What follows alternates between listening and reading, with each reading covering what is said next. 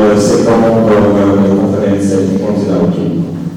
Oggi abbiamo il piacere di avere come relatore il dottor Alessandro Usai, archeologo, coordinatore e direttore responsabile della sovrintendenza per i beni archeologici delle province di Cagliari e Oristano. Il titolo della conferenza è il tramonto della civiltà nuragica, come, quando e perché. Dunque oggi parleremo della civiltà nuragica, ma non per i suoi monumenti, per l'arte nuragica, per i valori artistici, eccetera, tipo Bronzeria, ma parleremo del perché è finita questa civiltà nuragica, ed è un aspetto senz'altro non meno importante e interessante di quelli che ho elencato prima. I motivi del tramonto penso che possano essere tanti diversi. Tsunami, una battuta, ma niente, non voglio rubare altro tempo, lascio la parola al dottor Usai. Grazie.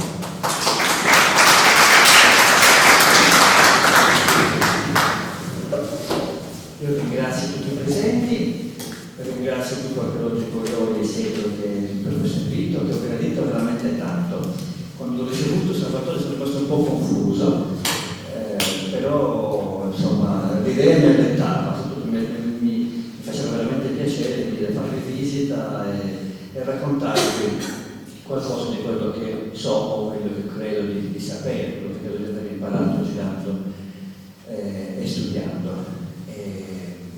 Insomma, vi auguro una buona serata, che non vi pentiate di essere venuti qui. Mi sposto subito al computer e possiamo dare inizio alla proiezione. Speriamo che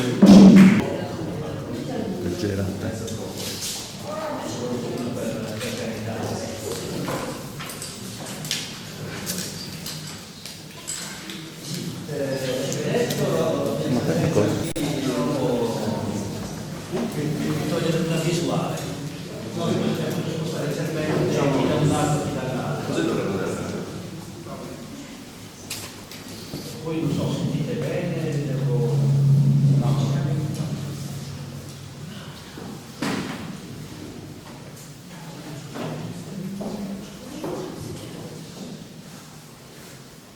Allora.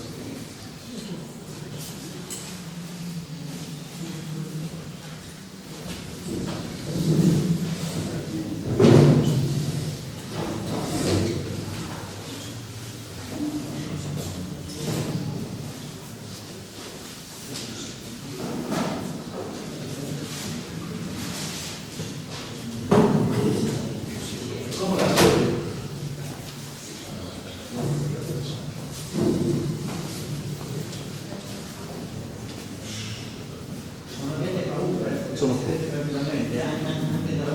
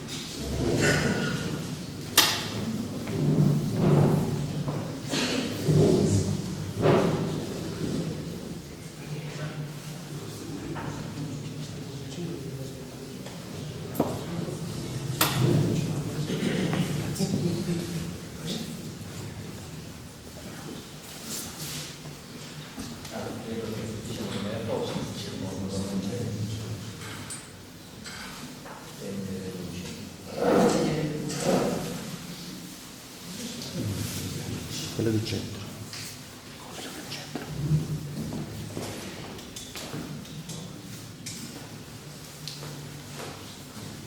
Quindi il tramonto della città geografica, ho usato così questa chiacchierata perché l'espressione tramonto, quando voi vedremo, mi sembra particolarmente significativa, perché tutto dire la fine della città geografica, il crollo della città geografica, non si potevano dire tanti termini. Il tramonto mi sembra più adatto, e poi capiremo perché. È assolutamente ovvio che è un tema molto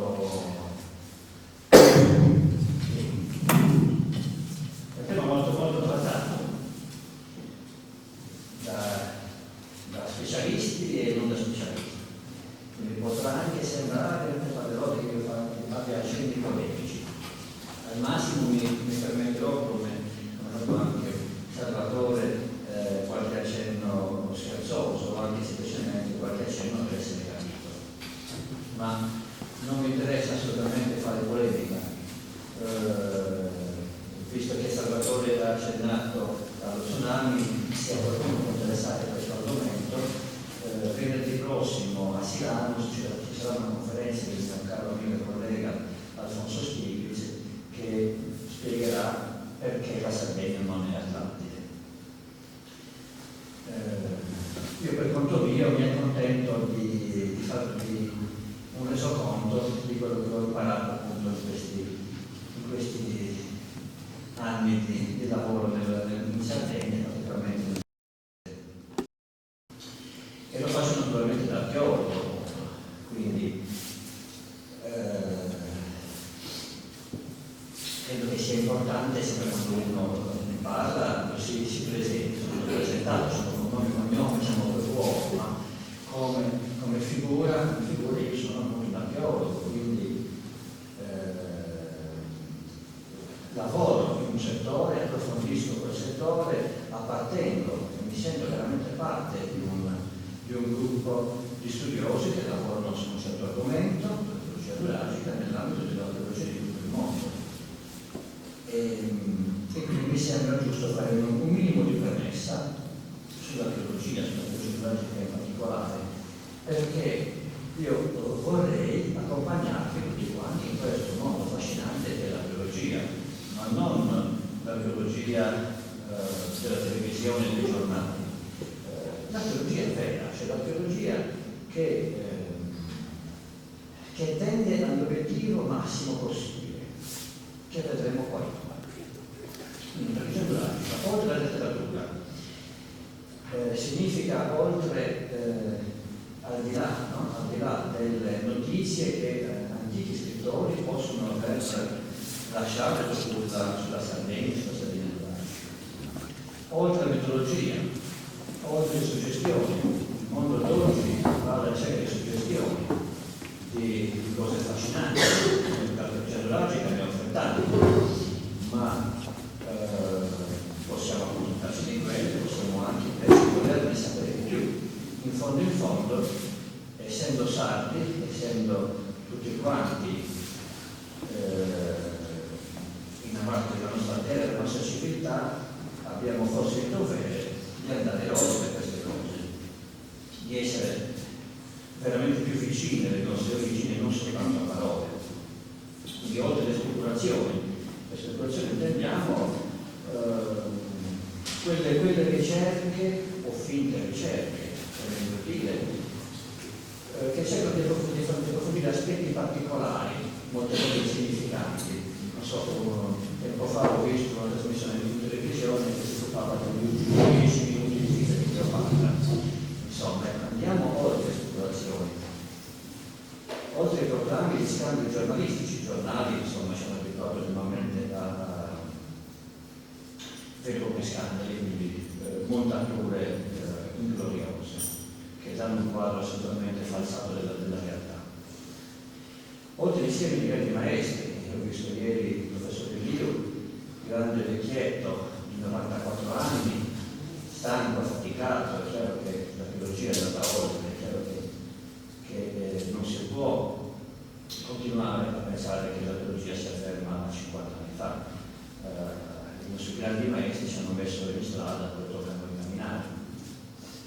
perfino oltre l'architettura e oltre i murali, perché la città nuragica ci offre non solo i murali ovviamente, e le tombe, i porci, i santuari, tutto il resto, ma ci offre moltissimi spunti di riflessione.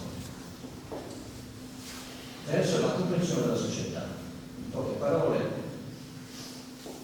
l'archeologia nel suo obiettivo massimo possibile è quello di avvicinarsi alla comprensione della società, degli esseri umani, di come hanno vissuto, di che cosa hanno fatto veramente in un passato più o meno lontano. Quindi l'archeologia non è tante cose che noi con voi pensiamo che sia l'archeologia, per esempio, non è trovare tesori, assolutamente. Non è nemmeno trovare conferme alla Bibbia o agli miti guerrieri. C'è ancora qualcuno che si porta preso la Bibbia oppure vive l'Odissea o altre opere antiche pensano di trovare lì scritta la soluzione ai problemi dell'archeologia, più logica e non. Non è nemmeno trovare le prove della grandezza passata dei popoli. Questo è importante per noi santi. Noi rischiamo di fare un grave errore se pensiamo di accrescere la nostra importanza portando a testimone la grandezza dei nuragici. Noi dobbiamo essere degni dei nostri antenati. È molto difficile, quindi il compito che ci tocca è questo. Non è che siccome i nuragici erano più bravi degli altri, noi siamo più bravi degli altri. Non è appunto speculare su fatti personaggi del passato, non è svelare i misteri del passato. Il passato non ha misteri, ma grandi problemi, grandi piccoli problemi che devono essere affrontati come si affrontano tanti problemi della conoscenza, ma non esistono misteri. L'archeologia non è inventare spiegazioni univoche e unifattoriali, poi spiegherò meglio, ma in sostanza si tratta di questo. Le spiegazioni delle cose complesse sono complesse. È illusorio, è quasi infantile cercare una spiegazione univoca e unifattoriale, cioè cercare un unico fattore che da solo ha scatenato tutto. L'inizio o la fine di certe grandi cose, come possono essere le civiltà umane. Qui faccio una piccola autocritica, diciamo anche, non è nemmeno consumare tempo e denaro in sterili studi che non superano mai il livello della manufattura. Esiste una branca importante dell'archeologia che si chiama archeometria, che si occupa proprio di analizzare nel massimo dettaglio, per dettaglio, i manufatti o anche le materie prime. Questa è una cosa importantissima, ma questa però appunto è archeometria, non è archeologia. Cos'è invece l'archeologia? Ricostruire dai frammenti superstiti del passato un quadro sempre più preciso, completo e interrelato dell'antica umanità, in modo da collocare nel tempo e nello spazio manufatti, contesti, avvenimenti e processi. Mi fermo solo di parola. Ricostruire dei frammenti superstiti. Allora, il passato è morto, il passato è naufragato, del passato sono rimasti soltanto pochi frammenti. Questi frammenti noi dobbiamo ricostruirli, ricomporre. Vogliamo dargli quindi l'ordine giusto, dobbiamo dare a ciascuno la sua importanza, in qualche caso maggiore, in qualche caso minore. Insomma, questi frammenti sono poca roba in confronto a quello che era veramente la vita in quel mondo perduto, però per noi sono testimonianze importanti e quindi se siamo bravi riusciremo a scoprire veramente tantissime cose da questi frammenti. E come in un caso, con le tessere si costruisce un quadro, così anche noi dobbiamo cercare di ricomporre un quadro e non possiamo pensare di farlo preciso fin dall'inizio, deve essere sempre più preciso, sempre più completo, sempre più integrato, quindi dobbiamo essere capaci di mettere sempre più in relazione una parte con l'altra. Quindi questo diciamo è per chi pensa di poter dire la sua verità, la sua partendo da alcuni frammenti mischiandosene gli altri, mischiandosene del quadro che ne esce fuori. E quindi un primo compito è questo, riuscire a collocare nel tempo e nello spazio manufatti, quindi singoli oggetti, i contesti, che poi sarebbero i complessi di oggetti. Noi troviamo un manufatto disperso in campagna, vabbè, quello resta solo, ma se noi facciamo uno scavo in un'abitazione, per esempio, interpretazione di un contesto, cioè sono tutti elementi che stanno insieme l'uno con l'altro e hanno molto più significato perché stavano insieme l'uno all'altro. Questi contesti ci parlano di avvenimenti, nel senso che un focolare vuol dire che qualcuno ha acceso un fuoco, o un crollo vuol dire che una capanna, per esempio, popolare è crollata. Quindi ci sono avvenimenti, ma questi avvenimenti a loro volta fanno parte di processi, cioè di grandi tendenze che si sono sviluppate nel tempo e quindi comprendono molti avvenimenti. Partiamo da questo, ma non ci fermiamo. Individuare il fatto che l'archeologia è individuale. Scusate se parlo difficile, io non voglio parlare difficile, però ho bisogno che voi mi accompagnate appunto verso questo obiettivo ambizioso, quindi individuare fattori e componenti, quindi non cause singole, no? Come ho detto prima, univoche negative, ma tanti fattori, tanti componenti, tante concause, antropici e ambientali, quindi l'uomo che interagisce con l'ambiente, qualche cosa la fa l'uomo, ma molte altre cose le fa l'ambiente. La storia dell'uomo è sempre legata all'ambiente. Tutti questi fattori intervengono nelle attività dell'uomo che svolge, la produzione e la trasformazione del cibo, l'attività industriale, l'accumulazione e scambio. Ancora l'archeologia è riconoscere e seguire nel tempo, quindi appunto questi grandi processi, no? I meccanismi di funzionamento materiale e spirituale delle antiche società, dalla formazione alla degenerazione. Non ci basta dire che i durati erano grandi, noi dobbiamo capire come hanno sviluppato i meccanismi che hanno permesso di essere grandi, di diventare più grandi di prima e anche quelli che però a un certo punto li hanno portati alla fine. Ricercare e interpretare i segni di equilibrio e squilibrio, azioni e reazioni, spinte e assestamenti. Niente nel mondo di oggi e nemmeno nel mondo antico è solido, perfettamente equilibrato, stabile, tutto è instabile e quindi la storia attuale dei nostri giorni, ma anche quella antica, è un gioco di equilibri e squilibri, quindi ci sono dei momenti in cui le situazioni sono più o meno sembrano più o meno stabili, in realtà poi si scopre che non lo erano tanto perché subito dopo c'è un periodo di squilibrio, quindi di instabilità, a cui segue un altro equilibrio e così via. Azioni e reazioni, spinte e assestamenti, cioè tutto un gioco di tanti fattori, di tante forze che si combinano continuamente e che giocano sempre tutte insieme. L'archeologia è spiegata in modo multifattoriale appunto e dinamico, quindi tanti fattori che agiscono nel tempo con tante forze, ecco, dinamico. Non solo i progressi tecnologici, perché per quelli diciamo sarebbe abbastanza facile, ma a spiegare soprattutto le piccole e grandi trasformazioni dell'economia e dell'organizzazione dell'antica umanità. Facciamo un esempio.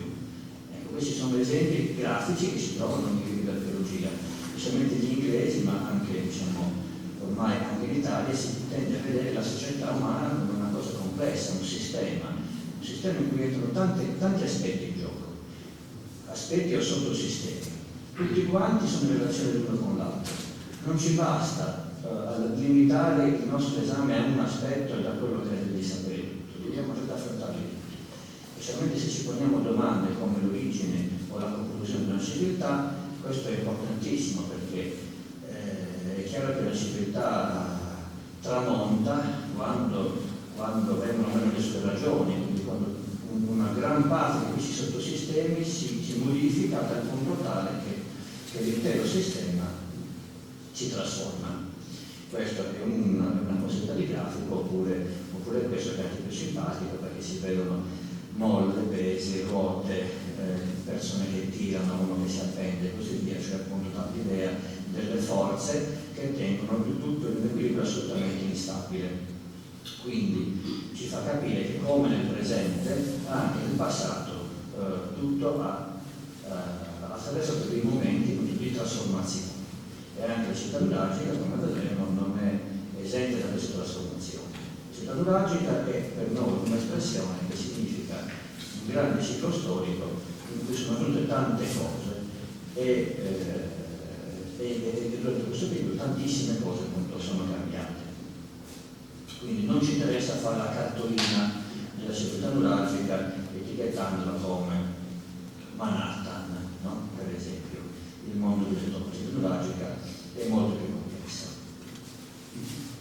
Insomma, noi non siamo cose, ma uomini e donne. L'archeologia la fanno gli uomini e le donne, naturalmente, ma non soltanto il soggetto, anche l'oggetto di questo studio sono uomini e donne. Quindi è una disciplina umana che cerca veramente di tornare in contatto con gli esseri umani. Tra l'altro, questo ci permette anche di entrare più facilmente in contatto con uomini e donne di oggi, perché se noi ci rivolgessimo solo alle cose e non alle persone del passato, non riusciremmo nemmeno a parlare con le persone di oggi. Quindi l'archeologia ha sempre come interlocutori nel lontano passato, nel mondo di oggi, tutte persone vive, e noi dobbiamo cercare in quei resti persone vive. Come? Sempre comunque partendo dai documenti archeologici, cioè dei frammenti materiali del passato, quelli che ho detto prima, i frammenti. Noi dobbiamo fare con frammenti. Quando vediamo un nuraghe, quel nuraghe sarà anche un grandioso monumento, ma è un frammento, se voi lo considerate bene. Anzitutto è un frammento perché quando va bene ne manca la metà, no? Tutta la parte alta è crollata e tutto il crollo che ha riempito gli ambienti e i cortili, quindi non si presenta come il passato, assolutamente. Ma quel nuraghe poi non solo è un frammento di se stesso, ma è anche un frammento di tutto quello che stava intorno e dentro. Anzitutto noi non dobbiamo considerare mai il nuraghe come una cosa fatta di pietra. Il nuraghe è una cosa fatta di pietra e di gente, e di merci, e di cose che entravano e uscivano. Quindi il nuraghe come struttura non può essere separata da tutte le attività che avvenivano all'interno e all'esterno del nuraghe. Quindi già aver tolto tutto questo rende il nuraghe un frammento, anche se fosse perfettamente integro, sarebbe un frammento, perché gli mancherebbe la parte della vita. E poi tutto quello che sta intorno. Il nuraghe non è solo nel territorio, no? Voi lo sapete bene, basta girare per le campagne, per secoli, ovunque in Sardegna, si capisce, lo capisce anche il bambino, che i nuraghi stanno tutti insieme, cioè che compongono un sistema di relazioni. E quindi tutti questi sono frammenti, anche i nostri grandi nuraghi sono frammenti, come gli umili cocci. E tutti questi frammenti devono essere organizzati, cioè non devono essere semplicemente collezionati e messi su un piano o dentro una vetrina, o anche ammirati nel territorio semplicemente come delle cose belle e grandi. Devono essere organizzati, devono essere sistemati, devono essere messi in un certo ordine, con l'impiego di strumenti e metodi di analisi, di interpretazione critici e consapevoli. Questo appunto è il lavoro che fa l'archeologo. Non ci accontentiamo più di ammirare la grandezza dei nuraghi, anche se ovviamente lo facciamo, è chiaro, ma cerchiamo di avere strumenti e metodi critici e consapevoli. Il lavoro dei nostri predecessori ci ha dato moltissimi elementi, ma molte volte ci rendiamo conto che i loro ragionamenti non erano sufficientemente critici e consapevoli. E quindi il nostro lavoro è un po' questo, di andare oltre e di migliorare il lavoro che hanno fatto gli altri studiosi. Utilizzando e incorporando, se e in quanto compatibili, strumenti, metodi, risultati, prospettive, ipotesi, proprio di altre discipline umanistiche e naturalistiche. Cioè noi non lavoriamo da soli, ma lavoriamo insieme con tanti altri studiosi, perché il mondo antico non possiamo pretendere di conoscerlo soltanto noi, naturalmente. E quindi scienze umane, antropologia, sociologia, psicologia, e scienze naturali, chimica, fisica, climatologia, geologia, ecologia, botanica, astronomia. E poi dobbiamo fare un grande sforzo, non possiamo tenerci tutto per noi, bisogna raccontare tutto questo per far sì che la conoscenza del passato diventi parte integrante della nostra consapevolezza di umanità globale del presente, perché la favola più affascinante e istruttiva è sempre la storia con la S maiuscola, perché storie o storielle con la S minuscola ce ne possono essere tante, ma noi come sardi, anche qui con la S maiuscola, se vogliamo meritarcela dobbiamo andare oltre e dobbiamo essere bravi e dobbiamo essere capaci di competere con i migliori del mondo, non pretendere di esserlo perché lo erano già i pratici. Dunque, parliamo di tramonto.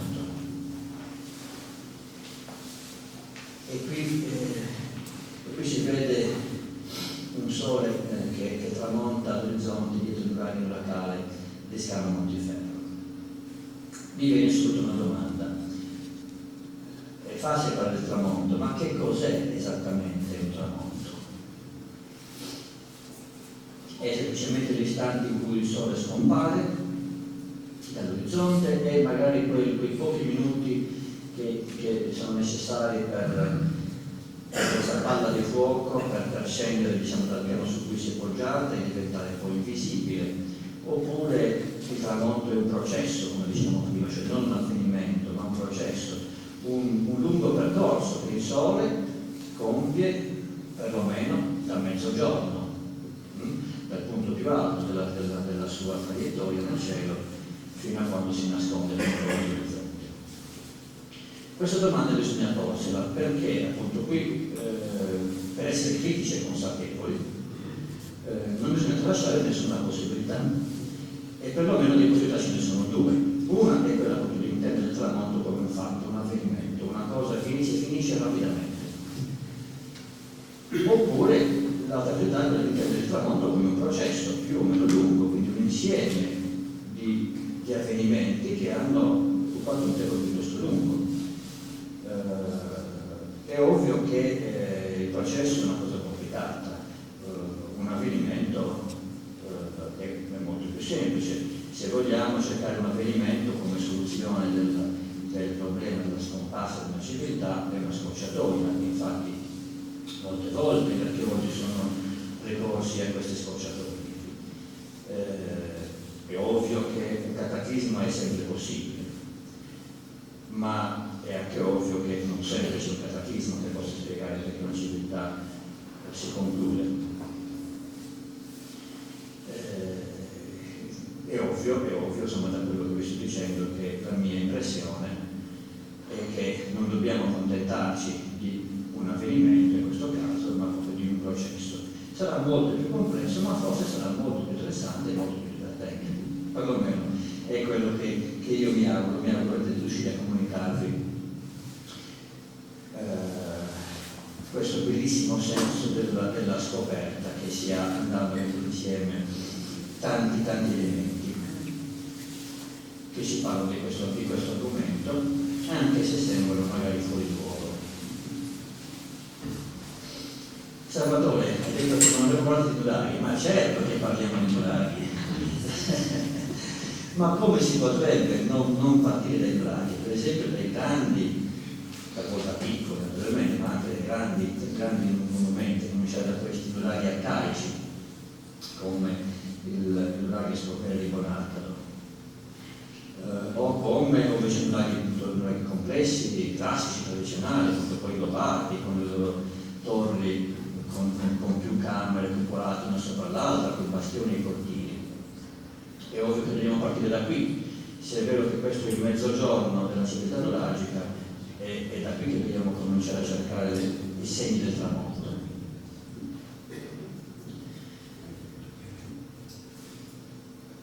Vi faccio vedere questa immagine, anche se non è perfettamente in tema, ma soltanto per ricordarci una cosa. Non dobbiamo pensare che dove c'è un nurago ci siano solo cose nuragiche o che la storia si sia fermata all'età nuragica. In realtà il tramonto dei nuraghi è proseguito per moltissimo tempo anche dopo il tramonto della civiltà nuragica. Se vogliamo, il tramonto dei nuraghi continua ancora oggi, cioè i nuraghi continuano la loro storia e purtroppo ora è una storia in gran parte di degrado. Ma i nuraghi hanno avuto anche una lunga storia importante, perlomeno in epoca punica, romana e medievale. Infatti in questa immagine i muri celesti sono quelli che vivono le costruzioni medievali, sempre intorno all'uragano di Scala. Mentre invece il rosso e in diverse tonalità di viola e fioretto sono studi nuragici. Quindi non dobbiamo fare l'errore quando noi vediamo un nurago di pensare che tutto quello che sta intorno a quello sia nuragico. E questi nuraghi hanno congiato la loro storia per molto tempo, e questa è una cosa importante perché i nuraghi sono un pochino presi a pretesto di troppi argomenti nuraghi non c'entrano. E anche qui non voglio fare polemiche, ma si parla tanto di cose oggi, per esempio di scrittura nuragica, che non sono, proprio perché questi resti hanno avuto lunga vita. Ma torniamo all'argomento principale. Grandi nuraghi, per esempio, anche questo Suraki di San Veromilis. Due parole su questo bisogna dirle, perché questo nuraghe ci dà un importante punto di partenza. Non so se voi lo conoscete, per chi non lo conosce, questo nuraghe sta vicino al paese di San Vero, lungo la strada che porta a Puzzuidu.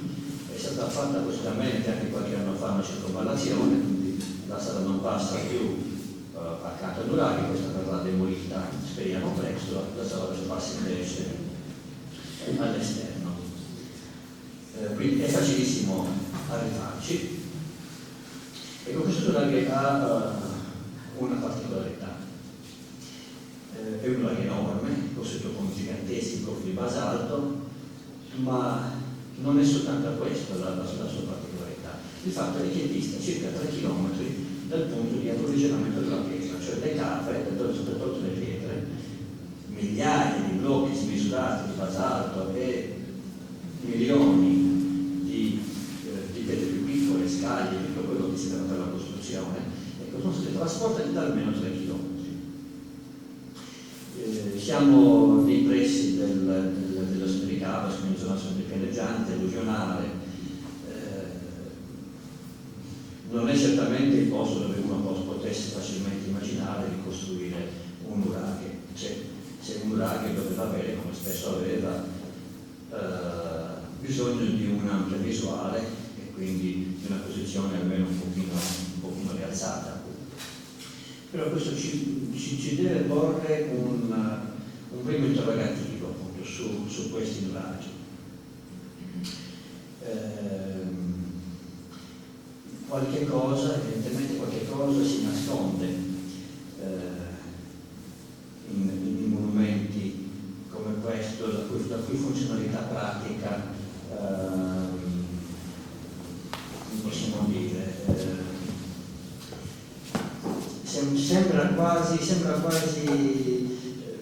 questo nuraghe sembra quasi una opera esagerata, senza una ragione tangibile, materiale, concreta. Sembra quasi un capriccio, sembra quasi un qualche cosa che dovrebbe essere fatto più per una qualche ragione non necessariamente molto pratica e concreta.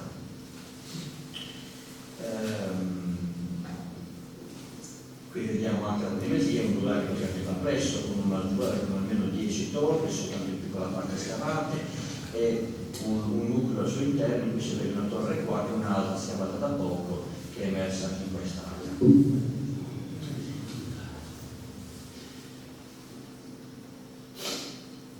Non mi addentro nel problema della funzione del lago, perché si potrebbero dire tante cose, insomma, però è evidente che l'archeologia è andata avanti e quindi parlare di fortezze, per esempio, è sicuramente una cosa totalmente superata.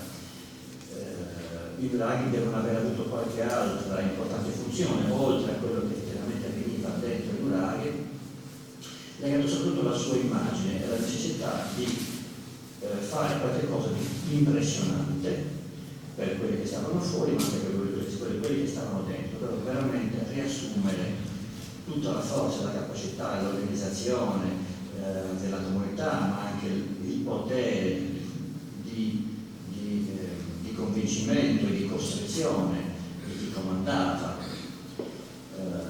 Ecco, in poche parole, un invito a tutto questo a cercare di durare qualche cosa di più che non soltanto un grande monumento. E del resto, se noi allarghiamo lo sguardo ai territori, questa cosa diventa ancora più impressionante. Qui abbiamo una zona del Montiferru, appunto si chiama Montiferru e dintorni, qui siamo in una fase antica, una fase di nuraghe corridoio, è una zona che ha moltissime resti di nuraghi più arcaici, ma e tombe anche dello stesso periodo, ma se guardiamo cosa succede qualche secolo dopo, diventa ancora più impressionante. Quindi impressionante il singolo monumento, come abbiamo visto appunto su Racchi o Natale, ma impressionante un quadro che col tempo è diventato appunto ancora più complesso, ancora più straordinario. E così può per tutti. Io conosco abbastanza il Montiferro, quindi ho messo alcune immagini delle carte del Montiferro. Mi scuso se vedrete pochissime immagini del vostro territorio che conoscono tanto bene, ma penso che fosse interessante anche per voi un po' spaziare in altre zone. Ecco che qui grande ricchezza di nuraghi arcaici, ma anche di nuraghi semplici, nuraghi complessi, di tombe. C'è una cosa straordinaria qua, un'area con 7 tombe giganti, 2 alle coperte, un dolmen, quindi un'area sepolcrale incredibilmente fitta. Quindi un cantone nuragico con delle capacità organizzative veramente fuori dal comune. E così la zona dei Pugli, e così il Sinis per esempio. E così anche, sulla meno conosciuta, il Sardo, la zona tra Castiares e Moravera, con tanti piccolissimi nuraghi, ma anche con grossi nuraghi, specialmente una serie di nuraghi disposti lungo la costa, veramente a controllo totale di ogni metro di costa. Oppure un altro esempio che può essere interessante è questo della zona di Sola Russa, a cui mi dedico molto. Qui abbiamo una produzione pedulagica, abbiamo semplicemente un coccio e forse qualche scheggia rossiliana di Sapili, qualche altro fiduciana Muro Accas, una donusiliana a Sabenarissa, una donusiliana a Santa Barbara di Paolado, un altro punto con ceramiche di ossidiana in questa località di Zamazza. L'inizio duraggio è timido, e qui 2 nuraghi possono essere attribuiti a questo spirito arcaico, nuraghi Pilipi e nuraghi Urasa. Ma se consideriamo i nuraghi classici, quelli semplici con una sola torre, e quelli complessi con più torri, e se aggiungiamo poi anche quei nuraghi indeterminati, e quindi di cui non si può sapere esattamente come sono fatti perché troppo danneggiati o coperti dalla vegetazione, e poi anche alcuni nuraghi probabilmente possibilmente incompiuti, cioè mai completati, come per esempio questo, e 2 qui si mettono nella zona di Pili, e un altro ancora appena fissi tra Mazza, ecco, diventa veramente un quadro impressionante, ancora di più se aggiungiamo gli abitati, quindi un cantone, un territorio, una tribù nuragica che ha riempito il territorio di monumenti e di insediamenti. Tra l'altro nuraghi che in buona parte hanno una geometria molto simile, quindi nuraghi che sembrano fatti non da comunità in lotta l'una con l'altra, ma anzi le une insieme alle altre, utilizzando lo stesso schema, lo stesso modello di edificio per tutta una serie di monumenti della stessa zona. Questo fa capire veramente come questa popolazione agisse insieme e crediamo anche concordemente, non certo facendosi la guerra un giorno sì e l'altro pure tra vicini di casa. Prima abbiamo visto grandi nuraghi, ma vediamo anche piccoli nuraghi, che sono interessantissimi, perché questi piccoli nuraghi ci possono, se li seguiamo con attenzione, ci possono succedere qualche cosa di interessante. Quindi vediamo uno dei tantissimi allineati lungo le creste tra i fiumi che scendono dal versante sudorientale del Montiferro. Qui vediamo appunto uno di questi casi, Rebetes di Seneghe. Piccoli nuraghi di piccole dimensioni, appunto particolarmente semplici, particolarmente ripetitivi, potrebbero sembrare poco interessanti, ma siccome ce ne sono tanti e tanti, ci possono dire molte cose. Ancora Seneghe, questo piccolo nurago che darebbe anche l'idea di non essere stato mai completato, visto che si ferma all'altezza dell'architrave poco più su. E così quest'altro, sempre Seneghe, non è arrivato a Zeni, quest'altro di Bonarca, lo Campanile Brano, ridotto veramente a un filario poco più, questo dà veramente l'idea di un nurago appena iniziato, ma sono altri ancora. c'è qualche cosina che non va esattamente nella sovrapposizione delle immagini. Questo è un altro nurago ancora abbonato perché si chiama Pujolos A, perché ce ne sono due. Anche questo sempre di questa serie. Poi il posto c'è il Bergamo, Portazzò, ma ancora in zona, questo è il nurago Pravia di Eno Maggiore,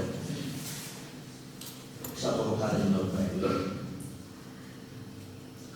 Stato di Messi Spiritoso, ancora a Norbello. Ci spostiamo anche sulla Russia, nurago PDD, nella stessa zona PDE. C'è qualche difettuccio nella sovrapposizione delle scritte con le immagini. Ancora, ecco, appena visto, l'avevo citato prima, Tramazza, un altro giro di pietre, ma se si va a guardare bene si vede quasi disegnata sul terreno la pianta del nurago, con punto di ingresso, camera, nicchie, quindi quasi poco più che il di progetto veramente. Ecco, la parola progetto ci conduce alle nostre riflessioni. Che cos'è un nurago? Un nurago è una cosa costruita, ma io penso che ci sia anche di più, cioè ogni nurago rappresenta un progetto di colonizzazione e trasformazione del territorio. Dobbiamo andare un pochino oltre l'immagine del nurago che domina il mondo, no? Il mondo è stato preparato per accogliere il nurago, è stato preparato appunto colonizzandolo e trasformandolo. Non dobbiamo pensare che il mondo che loro ci conoscevano fosse uguale al nostro. Il costruito, il mondo nurago, è solo un aspetto del lavoro di trasformazione agricola del territorio. Un altro aspetto meno appariscente, ma altrettanto rilevante, consiste nel disboscamento e nella messa in produzione. Ripeto, i nuragici non hanno ereditato dai pre-nuragici un mondo già tutto bello sistemato, lavorato e quindi produttivo. I nuragici erano 4 gatti, i pre-nuragici erano 4 gatti, lo dimostrano le loro tombe, scavate nelle rocce, le loro tombe degli Anas, piccole, concentrate in piccolissimi gruppi, quindi dovevano essere veramente poco numerosi, dovevano avere davvero una scarsissima capacità di trasformazione del territorio. Invece i nuragici hanno fatto esattamente questo, hanno trasformato il territorio. Hanno fatto un lavoro enorme, hanno veramente, non in un giorno, chiaramente, in un lungo tempo, hanno veramente ereditato un mondo ancora selvaggio, se possiamo dire, l'hanno trasformato in un mondo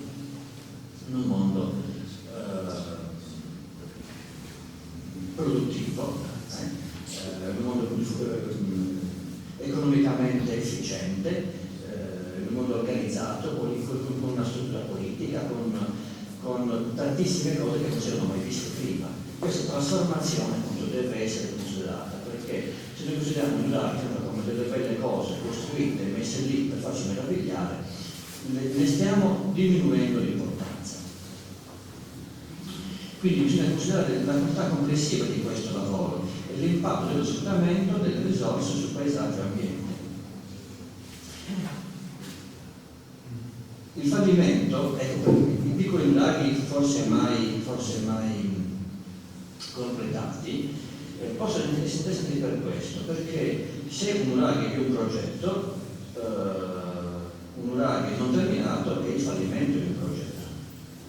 Allora, il fallimento di un singolo processo di colonizzazione può essere dipeso da fattori occasionali, una malattia, un problema di qualsiasi genere, un presagio funesto, no? Fattori occasionali, i più vari che noi possiamo esaminare. Però se la cosa si ripete, il fallimento di una serie di progetti interconnessi può essere collegato con la crisi di una comunità territoriale, mentre l'insieme dei progetti falliti testimonia una crisi generale e segnala l'interruzione momentanea dell'espansione territoriale e un parziale cambiamento di strategia.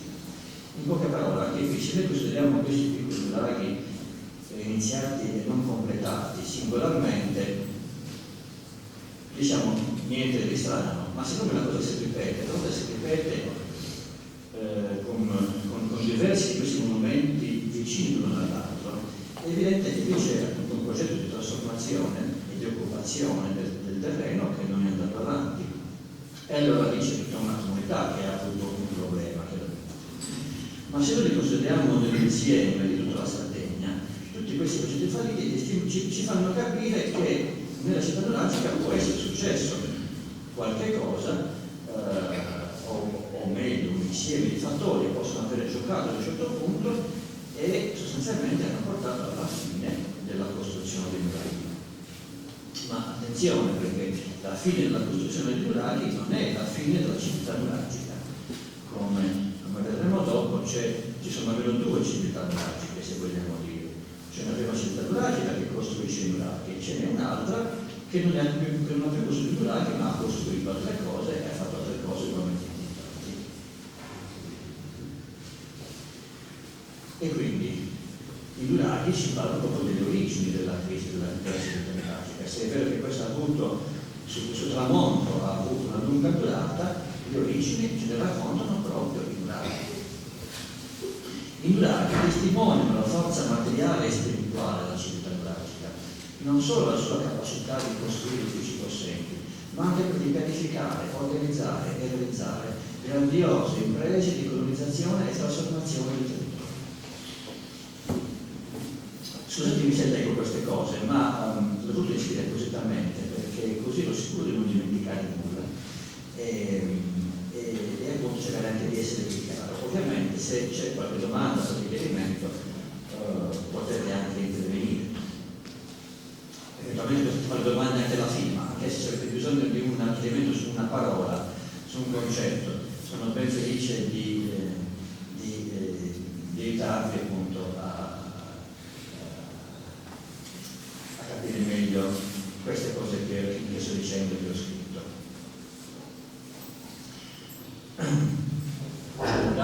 Sono la forza ma anche la fragilità della civiltà neuralgica. Può sembrare strano, ma quello che è duro e forte spesso è anche fragile.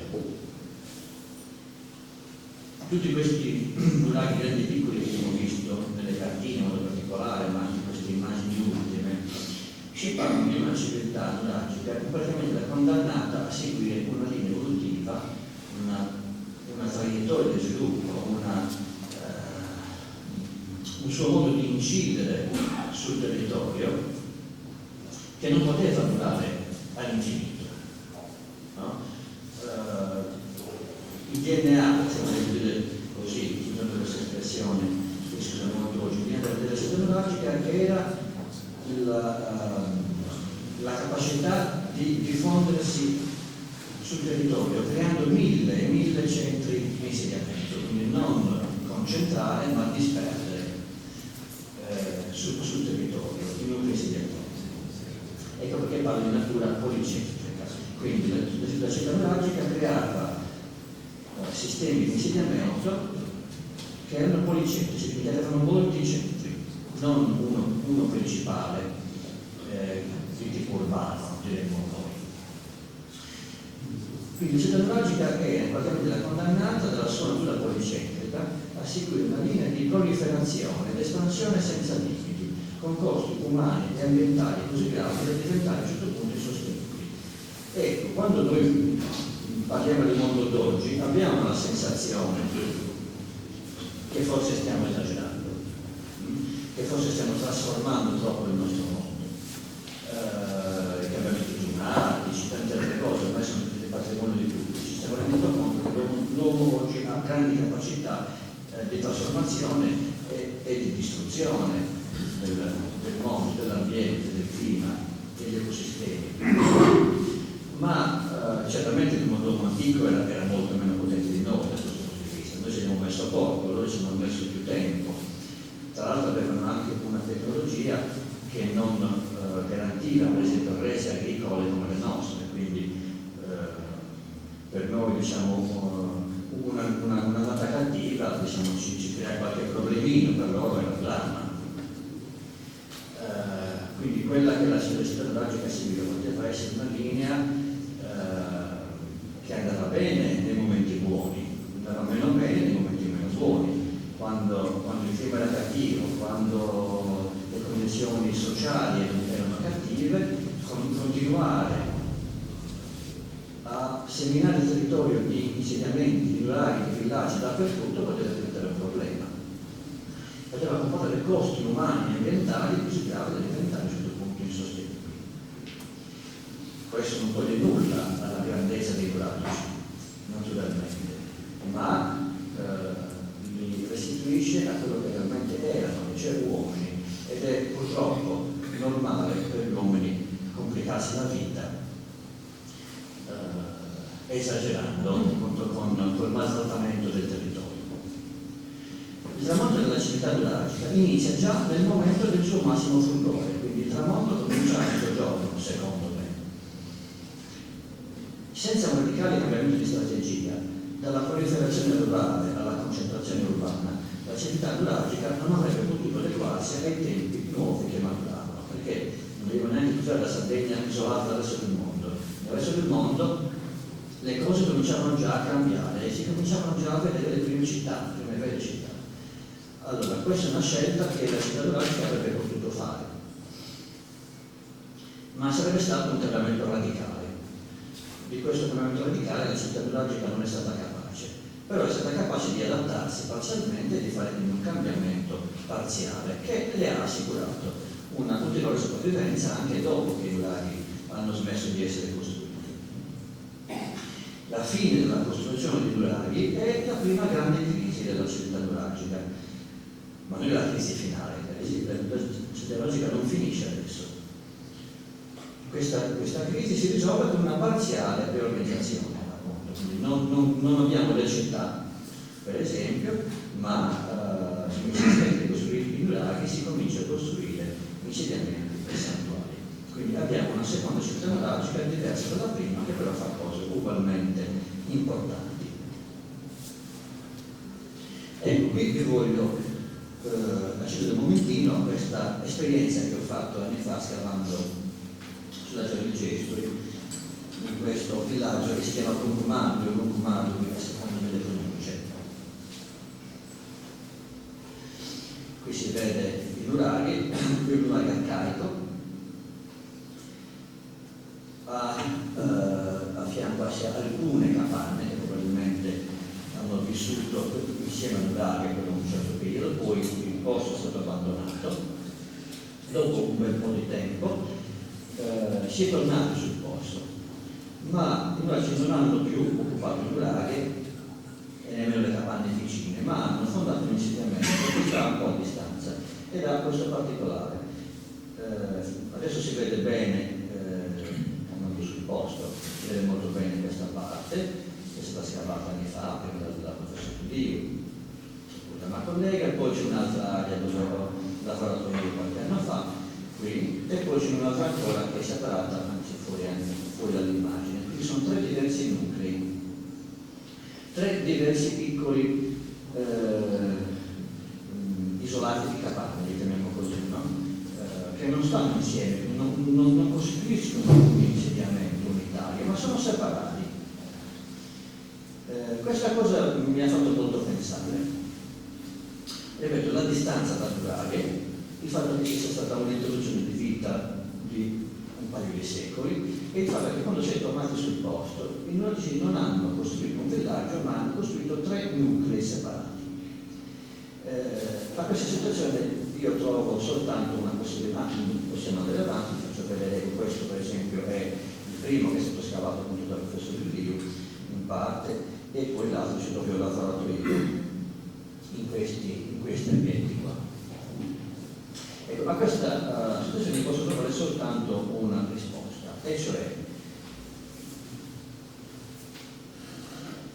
siamo sulla Gioia dei Gestoli, siamo in un posto assolutamente inospitale, un posto, diciamo la verità, infernale, dove vivono i cavallini non hanno molte esigenze di comodità evidentemente, dove è stato importante per questo periodo avere una postazione stabile, fissa, su un punto di grande visuale come appunto questo, e qui la costruzione dei nuraghi di alcune capanne. Per un periodo successivo di tempo questo non è stato più importante perché il nuraghi è stato abbandonato, ma ci deve essere stato un altro momento in cui esigenze pressanti delle comunità che vivevano sul Brunco, sulla Barilla, nel momento in cui queste esigenze pressanti hanno portato prima un gruppo a costruire un gruppo di capanne, poi un altro gruppo e poi un altro ancora. Quindi tre momenti diversi, tre gruppi diversi in tre momenti diversi. Quindi vicini gli uni agli altri, ma non abbastanza da costruire un unico progetto. Questo secondo me è molto interessante perché ci fa vedere il momento di costruzione di queste strutture che sono importanti, che qui è un fatto non trascurabile, ma che corrisponde a un momento di crisi.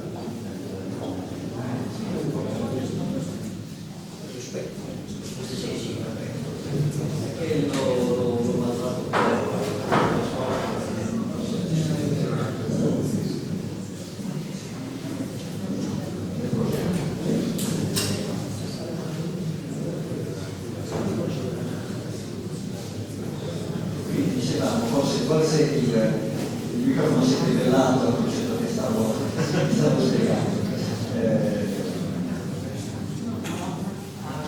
Costruire un villaggio di abitazioni è sempre qualcosa che indica forza e capacità, questo è chiaro. Però se si è andati dopo un periodo di abbandono in un posto che vedo insagrale come la terra di Cristo,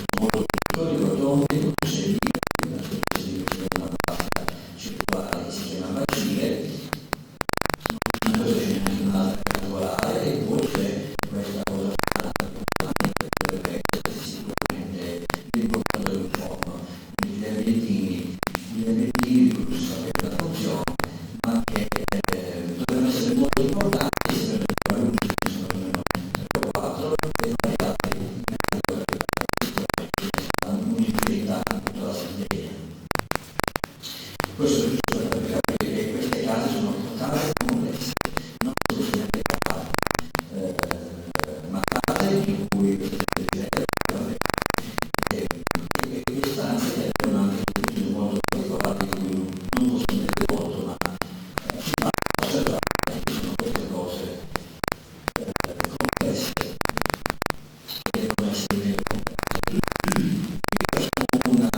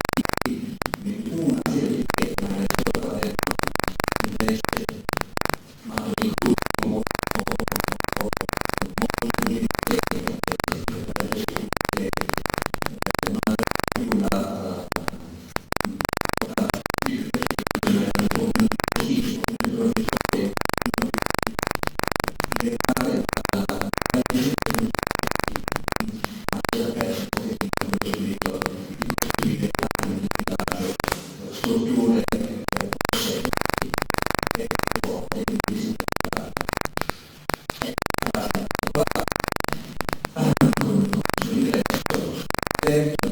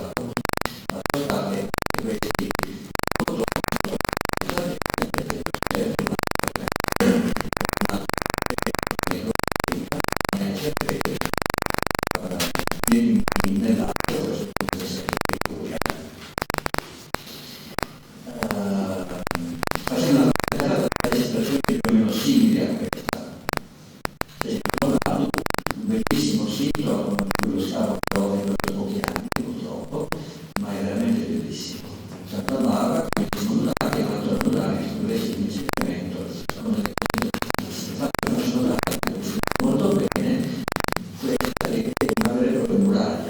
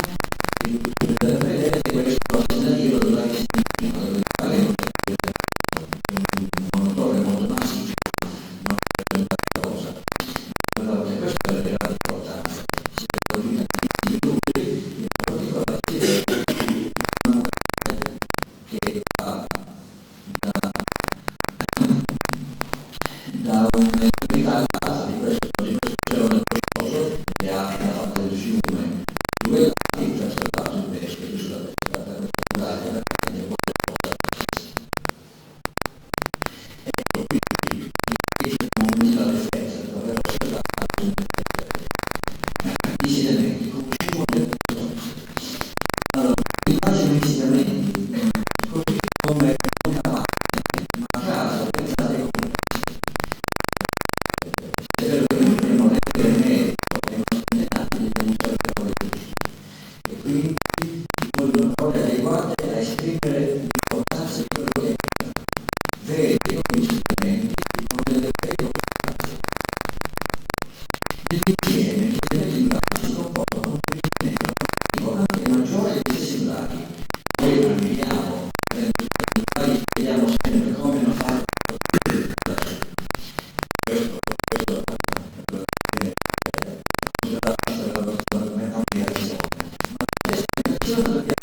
anche questi umili, apparentemente umili, sono stati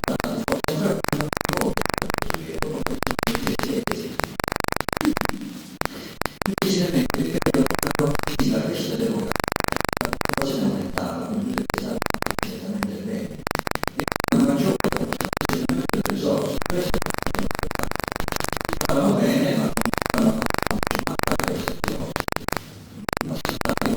poter anche culturale. E poi un'altra cosa che decisamente dimostrano il futuro della comunità, sia degli idee, la vita degli individui. Cioè quando immaginiamo queste costruzioni definitive che le famiglie servono per la vita quotidiana,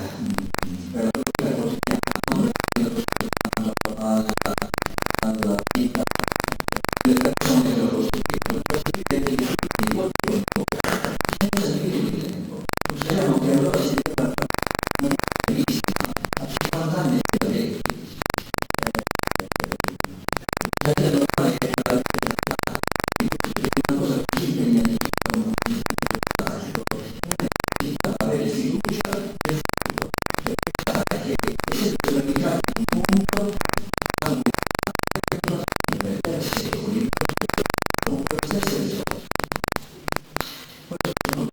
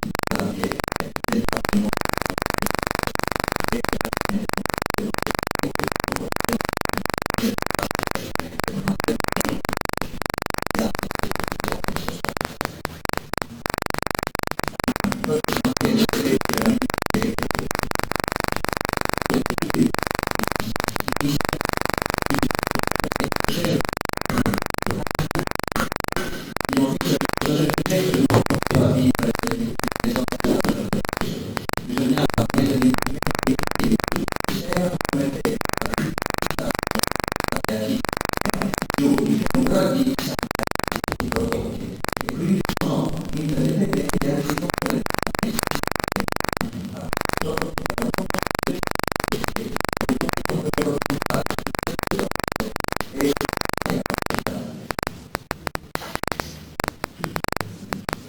col tempo le cose diventano più complesse, quindi devi immaginare una progressiva socializzazione produttiva degli elementi organizzati nelle diverse ecologiche di ciascun territorio. Quindi sulla giara si saranno specializzati a fare certe cose, immaginiamo allevamento di maiali, soprattutto la raccolta di vegetalismo agricoltura, e invece di Perù, soprattutto possiamo pensare soprattutto all'anno l'importante è specializzare e poi incrementare la distribuzione del sistema economico. Questo è una prospettiva non funziona.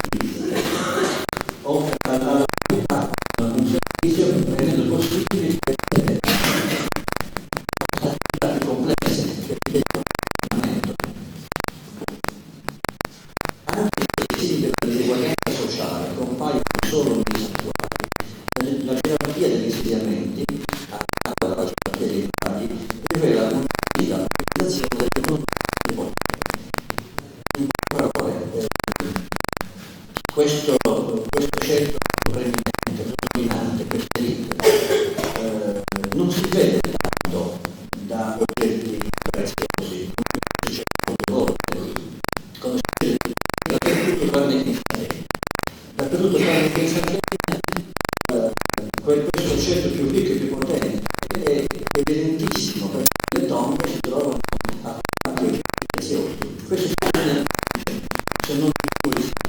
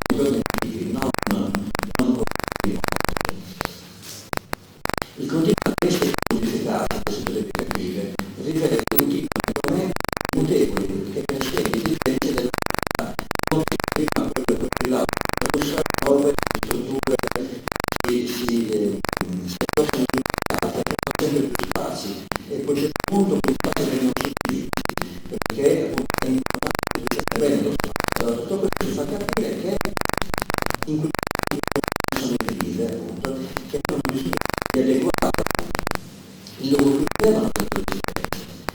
E qui si parla veramente di famiglie, di persone che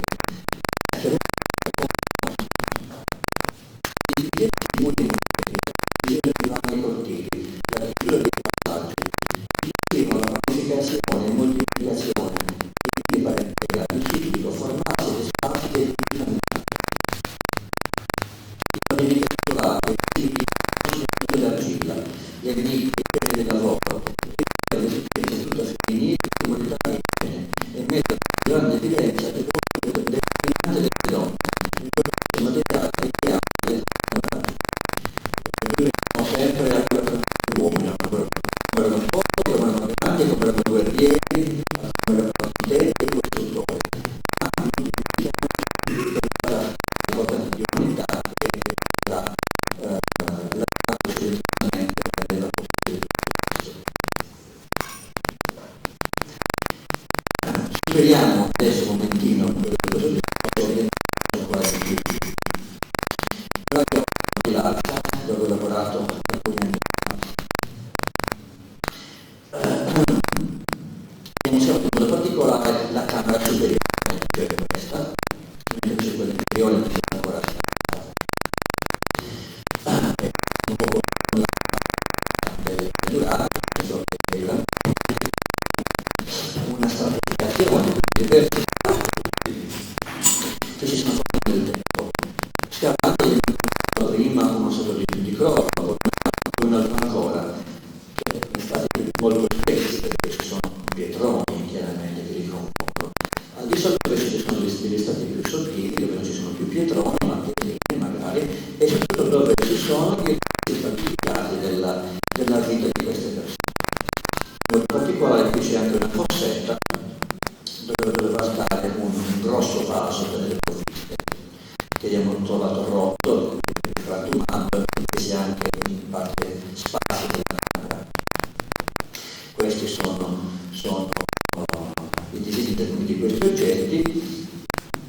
Non ve lo ripeto, ma insomma avete capito, siamo sempre in questo momento della prima età del ferro, del numero di brocchette e altri pezzettini decorati, ma sono rari. Normalmente sono invece oggetti d'uso, soprattutto sciolti, tazze per mangiare e per bere, o grossi vasi per conservare, come questo, che è appunto questo grosso vaso forse di 1 metro e largo 80 cm più o meno, di uomo, per conservare del latte, quindi cibo per una famiglia che questo viveva nella camera finale di questo orario.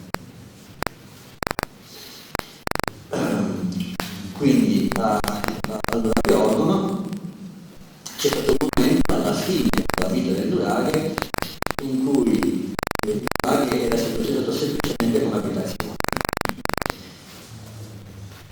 Mentre noi sappiamo che in un momento un pochino più antico, quando i nuraghe erano veramente al massimo livello di sviluppo, c'erano delle funzioni diverse, sicuramente si facevano anche altre cose, soprattutto sono state molto per immagazzinare oggetti importanti. Quando dico importanti dico sia cose preziose eventualmente, ma non tanto, soprattutto farne dei magazzini per l'intera comunità, quindi un uso pubblico. Mentre invece il fatto che una famiglia sia impossessata di un ambiente, sia fatto la sua casa, all'interno del in qualche maniera un pochino scaduto, quindi continua a vivere. Però non è più quella che era prima, è un po' scaduto, utilizzato semplicemente come abitazione. In altri casi invece succedono delle altre cose. Per esempio c'è questo bellissimo nuraghe di una Nova Francia, un mulino, dove all'interno di questa torre, che era molto più antica, ma è stata risistemata appunto nell'età del ferro, e si è fatto un vero e proprio sacello, un luogo sacro con un grande altare, che ricorda quello di Sofia, che poi vedremo anche una grande vasca, che però nurario, lo si vede da queste incisioni che rappresentano le persone che sostengono la parte più alta del nurario, quella che normalmente noi non ritroviamo al suo posto. E per tutto questo ha sicuramente una funzione sacra. Questo è proprio un luogo di culto dedicato all'interno del nurario. Ma ripeto, siamo sempre in questo momento, siamo ormai alla fine della storia dei nurari e in parte sono abbandonati, in parte sono sfruttati in maniera utilitaristica, opportunistica, li scavano a semplificazione e alcuni hanno una trasformazione in luoghi di culto, in templi, però in nurari prima non erano assolutamente luoghi di culto. Questo è importante ricordarselo. Siamo appunto in questa fase di grande trasformazione, di crisi, di riorganizzazione che ci porterà alla fine di questo lungo tramonto. E quindi la grande trasformazione della società nuragica si manifesta con titoli apparentemente contestanti. Da un lato il potenziamento delle strutture abitative, commerciali e amministrative, cioè l'economia, la società progrediscono, diventano più complesse e quindi la società si vede che funziona diventa appunto più efficiente. Dall'altro il portare l'allevamento dei nuraghi. A valori che avevano lavoro, al passaggio tra l'età del bronzo e l'età del ferro, si costruiscono case sui ruderi delle temporali distrutte, quindi effettivamente almeno in questi due punti c'è un fatto importante, ma anche i fatti rientrano in tendenze più che vengono nel tempo maggiore, insomma, no? Quindi anche elementi anzinismo nei processi. E quindi questo avvenimento ha una tendenza che portava in qualche maniera allo smantellamento di nuraghi in parte del nuraghi. Nella versione dell'isola, quindi anche in questo paese, non si osservano fatti così clamorosi, quindi non si fa costruire l'uso di un nurario. Nella situazione occidentale si ricostruisce per noi riusciamo più o meno, insomma, facendo degli sforzi a ricostruire un processo continuo segnato da un momento di maggiore instabilità, che è appunto, abbiamo parlato, la costruzione di grandi muraglie recipitorie, che rivede l'instaurazione di un clima di insicurezza e forse di conflittualità. Queste grandi muraglie che abbiamo visto sulla Russia, a Paolato, ad Atalanta, a Semariolo, come citarlo, c'era anche chiarissima allora Ioni, per esempio, qui a Sesto, e decine e decine di altri casi. Evidentemente è un fatto che entra in una tendenza, quindi in un processo che porta alla necessità di costruire opere di difesa. I blocchi squadrati, sottratti e reintegrati nelle strutture indicano lo stabilimento funzionale di molti nuraghi. Cioè succede questo, che blocchi squadrati che ritroviamo nelle capanne, nelle case, diciamo meglio così, in origine stavano nei nuraghi, nella parte alta dei nuraghi. Sono stati sottratti ai nuraghi, sono stati presi, spostati e reimpiegati, quindi il nurago evidentemente è scaduto, in qualche maniera ha perso la sua importanza e quindi poteva perdere anche le pietre che si potevano usare per scopi domestici. Altri potevano nuraghi si trasformano in templi, come abbiamo visto nel caso del nurago di Villanova Franca. Andiamo ancora avanti, cambiamo zona, un altro importante cambiamento. Ad Alghero, la Primavera, si continua a vivere intorno a nuraghe, questo è chiaro. Però i tipi di reperti dimostrano che siamo appunto in una fase molto avanzata. Diciamo sistematicamente la presenza di oggetti che vengono da fuori. In particolare questi tre oggettini di bronzo che sono delle figure, cioè delle figure di sicurezza che si usavano per tenere le vesti. Ma questa era una moda che veniva da fuori. I nuragici non hanno mai usato figure, soltanto raramente qualcuno le ha portate e forse proprio perché erano degli oggetti di un certo pregio.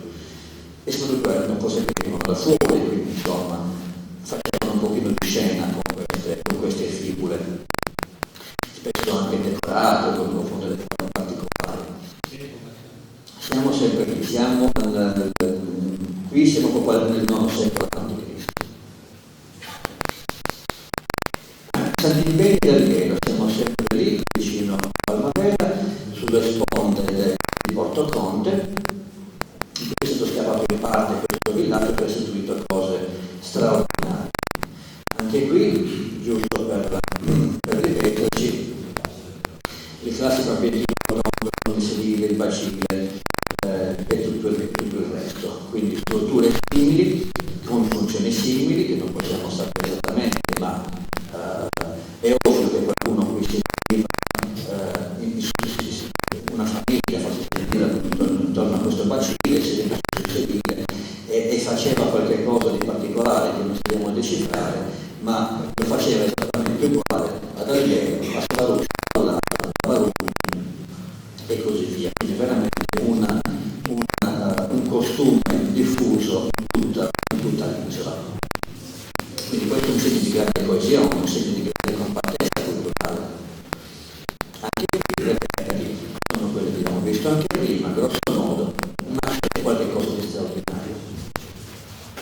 Perché qui nel villaggio nuragico, insediamento nuragico dell'Unione Sant'Impegne, abbiamo la presenza di una popolazione nuragica e contemporaneamente abbiamo la presenza di gente che viene da fuori.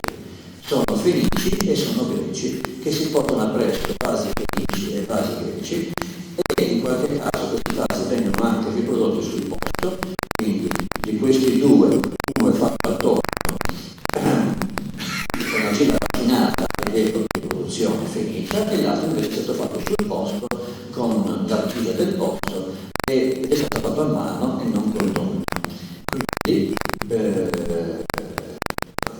oggetti misti, popolazione mista, abitudini, usi e costumi che cominciano a cambiare perché i nuragici vengono in contatto con navigatori, mercanti, artigiani che vengono da lontano. La Sardegna è in una fase diversa della sua storia. Vicinissimo ai laghi c'è anche il Fiume, vicino al quale questo progetto che è un progetto fenicio e che si svolge nel tempo più o meno in questo stesso periodo di cui stiamo parlando. Siamo alla fine del IX secolo, ormai già all'inizio dell'VIII secolo. Mi sembra evidente appunto che sta succedendo qualche cosa un pochino dappertutto in Sardegna.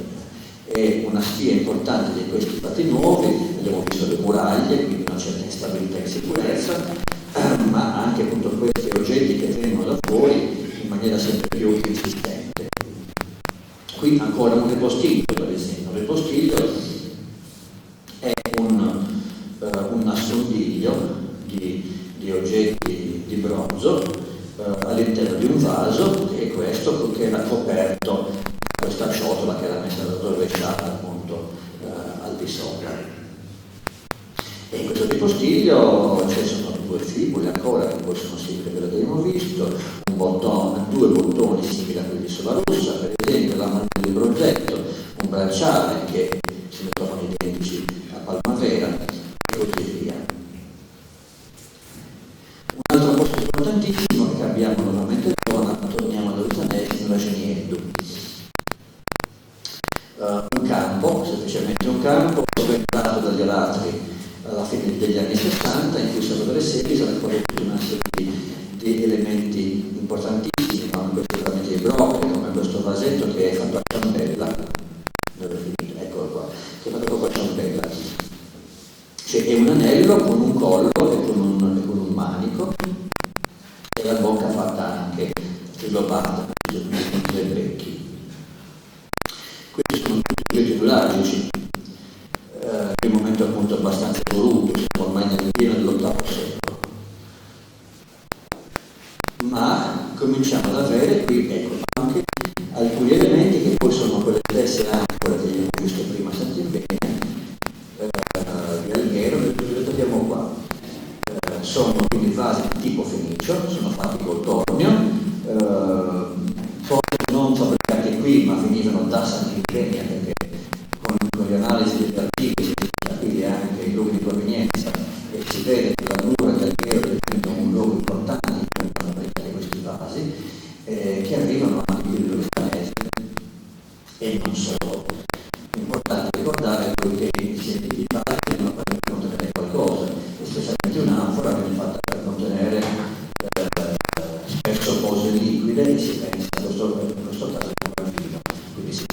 che la Nuora sia stata a un certo punto un po' un luogo per la produzione di vino. Chiaramente un costume che diciamo in Sardegna esisteva già, ma c'è una tale esplosione in questo momento che non si può assolutamente trascurare questa cosa, se dobbiamo pensare che insieme ai vasi i fenici invece hanno portato anche la cultura del vino e l'abitudine di utilizzarlo nei banchetti, quindi un'introduzione di un costume sociale nuovo che non esisteva. E in questa lingua comincia a inserirsi. È evidente che non è più il classico panorama della società dell'abilità, come abbiamo visto fino a qualche diapositiva fa. Soprattutto si comincia a vedere che diventa molto importante l'interazione fra i nuragici e quelli che vengono da fuori. Per un certo periodo non c'è nessunissima traccia, nessunissimo indizio di occupazione militare, di sfruttamento coloniale, tutte cose che verranno dopo. C'è un periodo in cui in Sardegna i nuragici e i fenici e greci che vengono da lontano vivono insieme e insieme danno vita a stili di cultura nuovi in cui la Sardegna si inserisce perfettamente e qui dà un grande contributo. Stessa cosa a Veromili, sul Vadrighetto, a fianco alla muraglia che abbiamo visto prima, ci sono anche qui le ceramiche nuragiche, ma ci sono anche queste ceramiche fenice o di tipo fenicio, con le loro caratteristiche superfici rosse, oppure dipinte, oppure appunto le famose anfore, che poi sono le stesse che abbiamo visto anche prima. Le anfore ormai note dappertutto come anfore tipo Sant'Eugenia, cioè anfore da vino prodotte nella Nurra e che si diffondono un pochino dappertutto in Sardegna in questo momento, tra la fine del IX secolo e in tutto l'VIII secolo. Dobbiamo dire qualche cosa adesso su questo tema della navigazione e dei contatti, perché siamo entrati nel pieno di un discorso che richiede un approfondimento. Qui l'immagine richiama uno degli avvenimenti subacquei più straordinari che siano mai avvenuti, cioè il relitto di Uluburun sul sponda della Turchia, che si data a circa 1340 a.C. e che è una nave che trasportava veramente ogni bene dell'antichità, 300 lingotti di rame per cominciare, e poi vasi dalla Palestina, vasi dalla Grecia micenea, lingotti di stagno, lingotti di pasta di vetro e così via. Quindi entriamo in questo tema del rapporto fra i nuragici e gli stranieri, però ricordiamoci bene che stiamo facendo un passo indietro. Stiamo tornando all'età del bronzo, stiamo tornando al momento in cui i nuraghi sono veramente i nuraghi, cioè i centri del mondo della civiltà nuragica.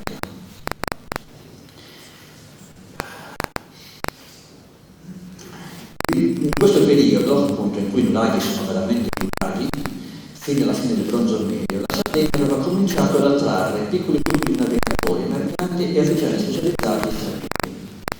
I contatti hanno favorito la posizione strategica della Sardegna al centro del Mediterraneo occidentale, ma soprattutto per la sua efficiente organizzazione sociale ed economica. Vengono in Sardegna un tessuto particolarmente recettivo e capace di rispondere alle sollecitazioni, agli stimoli. La Sardegna è veramente un momento di grazia del suo sviluppo culturale, produce nuraghi, costruisce nuraghi, ma ha anche la capacità di confrontarsi con questi primi personaggi che vengono da lontano. Navi commerci e marinai originari del mondo Egeo, cioè i Cinesi minoici, e poi anche del mondo levantino, ciprioti e filistei, giungono in modo apparentemente non casuale, cioè non arriva una nave così ogni tanto, ma sistematico, perché la presenza è tale, c'è presenza della Sardegna, che devono essere arrivati sistematicamente, cercando e trovando corrispondenti e intermediari affidabili per creare scambi a prezzi medi di coraggio, cioè la Sardegna si inserisce in queste rotte e in questi scambi. non per caso, ma perché qui la società era capace di fornire una sponda affidabile a questa gente che veniva da luoghi tanto lontani. Allora il libro di San Roque attestava l'importazione di vasi dal Peloponneso, dalla Grecia, da Creta e da Cipro, ma anche la produzione locale di ceramica di imitazione. E questa è una cosa importantissima, perché si può capire che in questo ambiente così vivo, così capace di reagire agli stimoli, c'era la possibilità di mettere su dei lavoratori incredibilmente più provvediti di quelli che producevano le normali ceramiche geologiche. I rinvenimenti archeologici testimoniano la permanenza degli stranieri immigrati in condizioni oscillanti tra l'integrazione e l'attaccamento alle tradizioni di origine. Cioè, in qualche maniera questi stranieri sono rimasti. Molti andavano e venivano, sicuramente, ma alcuni sono rimasti e si sono integrati in parte, e quindi sono stati assimilati, però in qualche maniera sono anche rimasti attaccati alle loro tradizioni. E quindi hanno continuato a produrre vasi, per esempio, che richiamavano le loro lontane origini.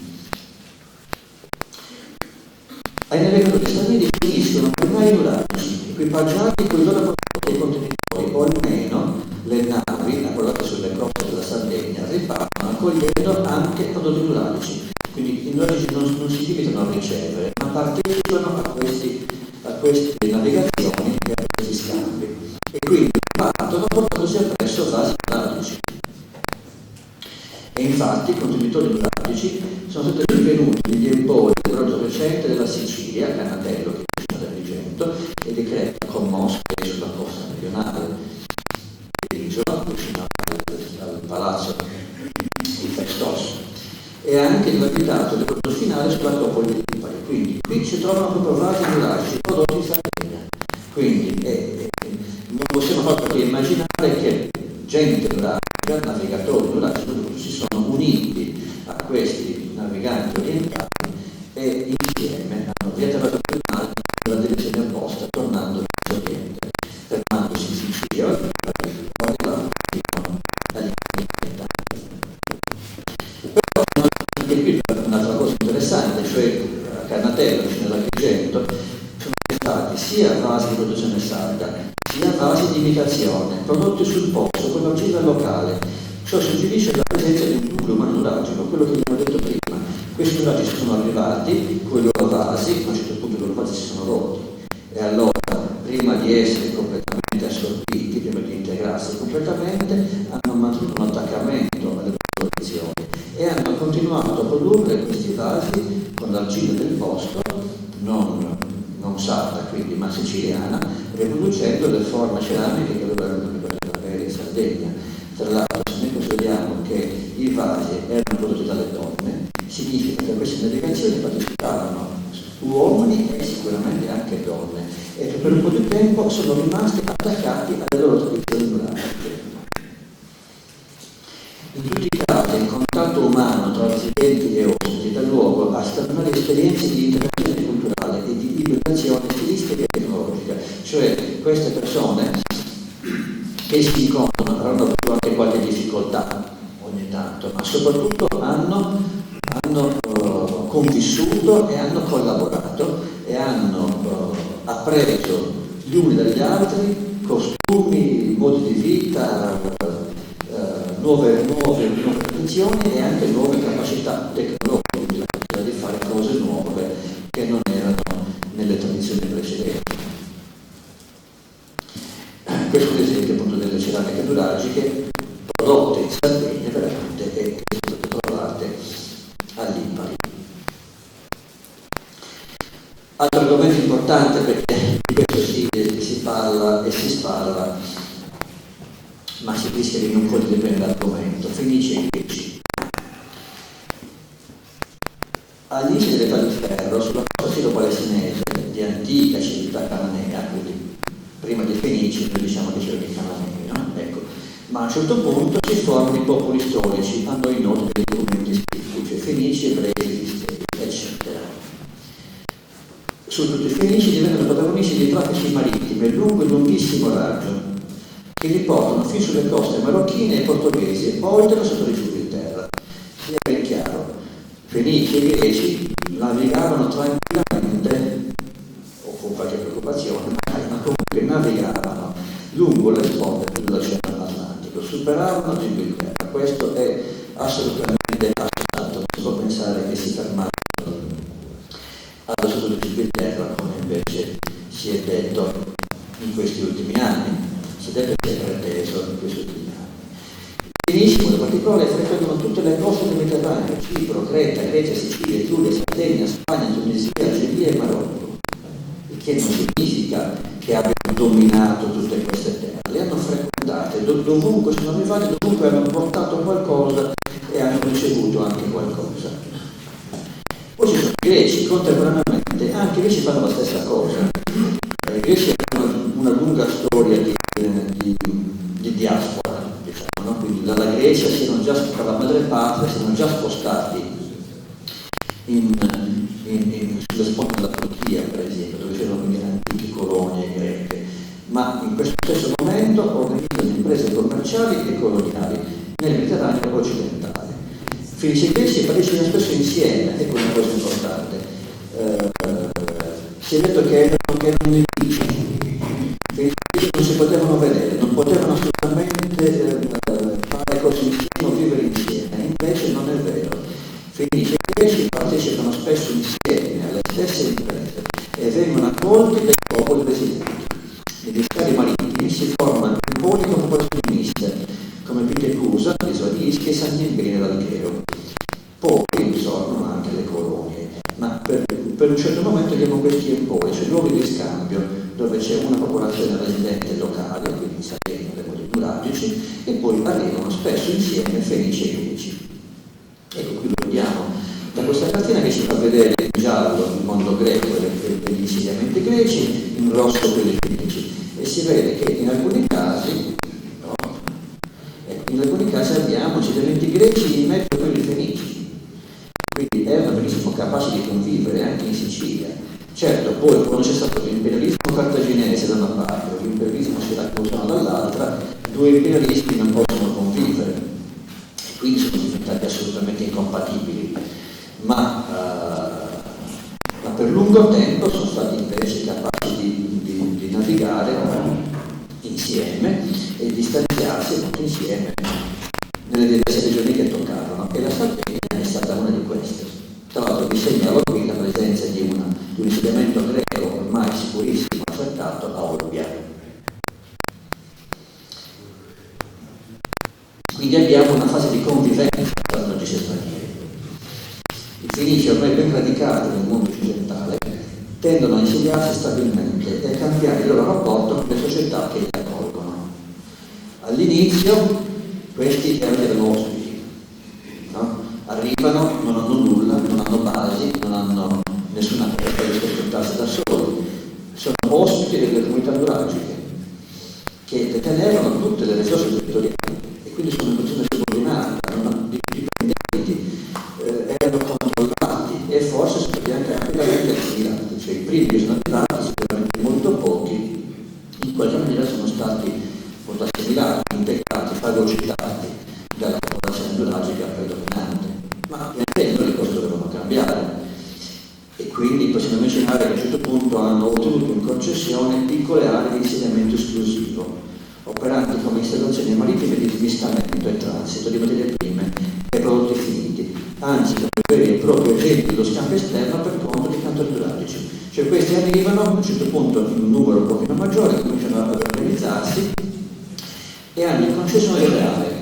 Per esempio a Sant'Antioco fondano un primo luogo di stanziamento dove non c'era prima un insediamento nuragico, quindi diverso da Sant'Imperia. A Sant'Imperia i nuragici hanno accolto i Fenici, invece a Sant'Antioco i nuragici danno in concessione ai Fenici un'area di insediamento dove questi si possono organizzare. E siccome sono bravi nello scambio esterno, diciamo che i nuragici stessi li lasciano fare in un certo modo, gli lasciano il compito di entrare in contatto con il resto del mondo per conto loro. Ma poi le cose cambiano ancora. A un certo punto questi Fenici organizzano sistemi indipendenti e autosufficienti, quindi sono capaci di sostentarsi da soli. E poi portano questa cosa nuova, appunto, che non si era mai vista in Sardegna prima, e cioè qualcosa che comincia a rassegnare delle città, sono quelle che chiamiamo insediamenti proto-urbani. E questi insediamenti non sono come prima semplicemente rurali, ma sono specializzati in mestieri, diciamo così, moderni, e quindi il commercio e le produzioni artigianali, che sono veramente l'asso della manica di questi insediamenti.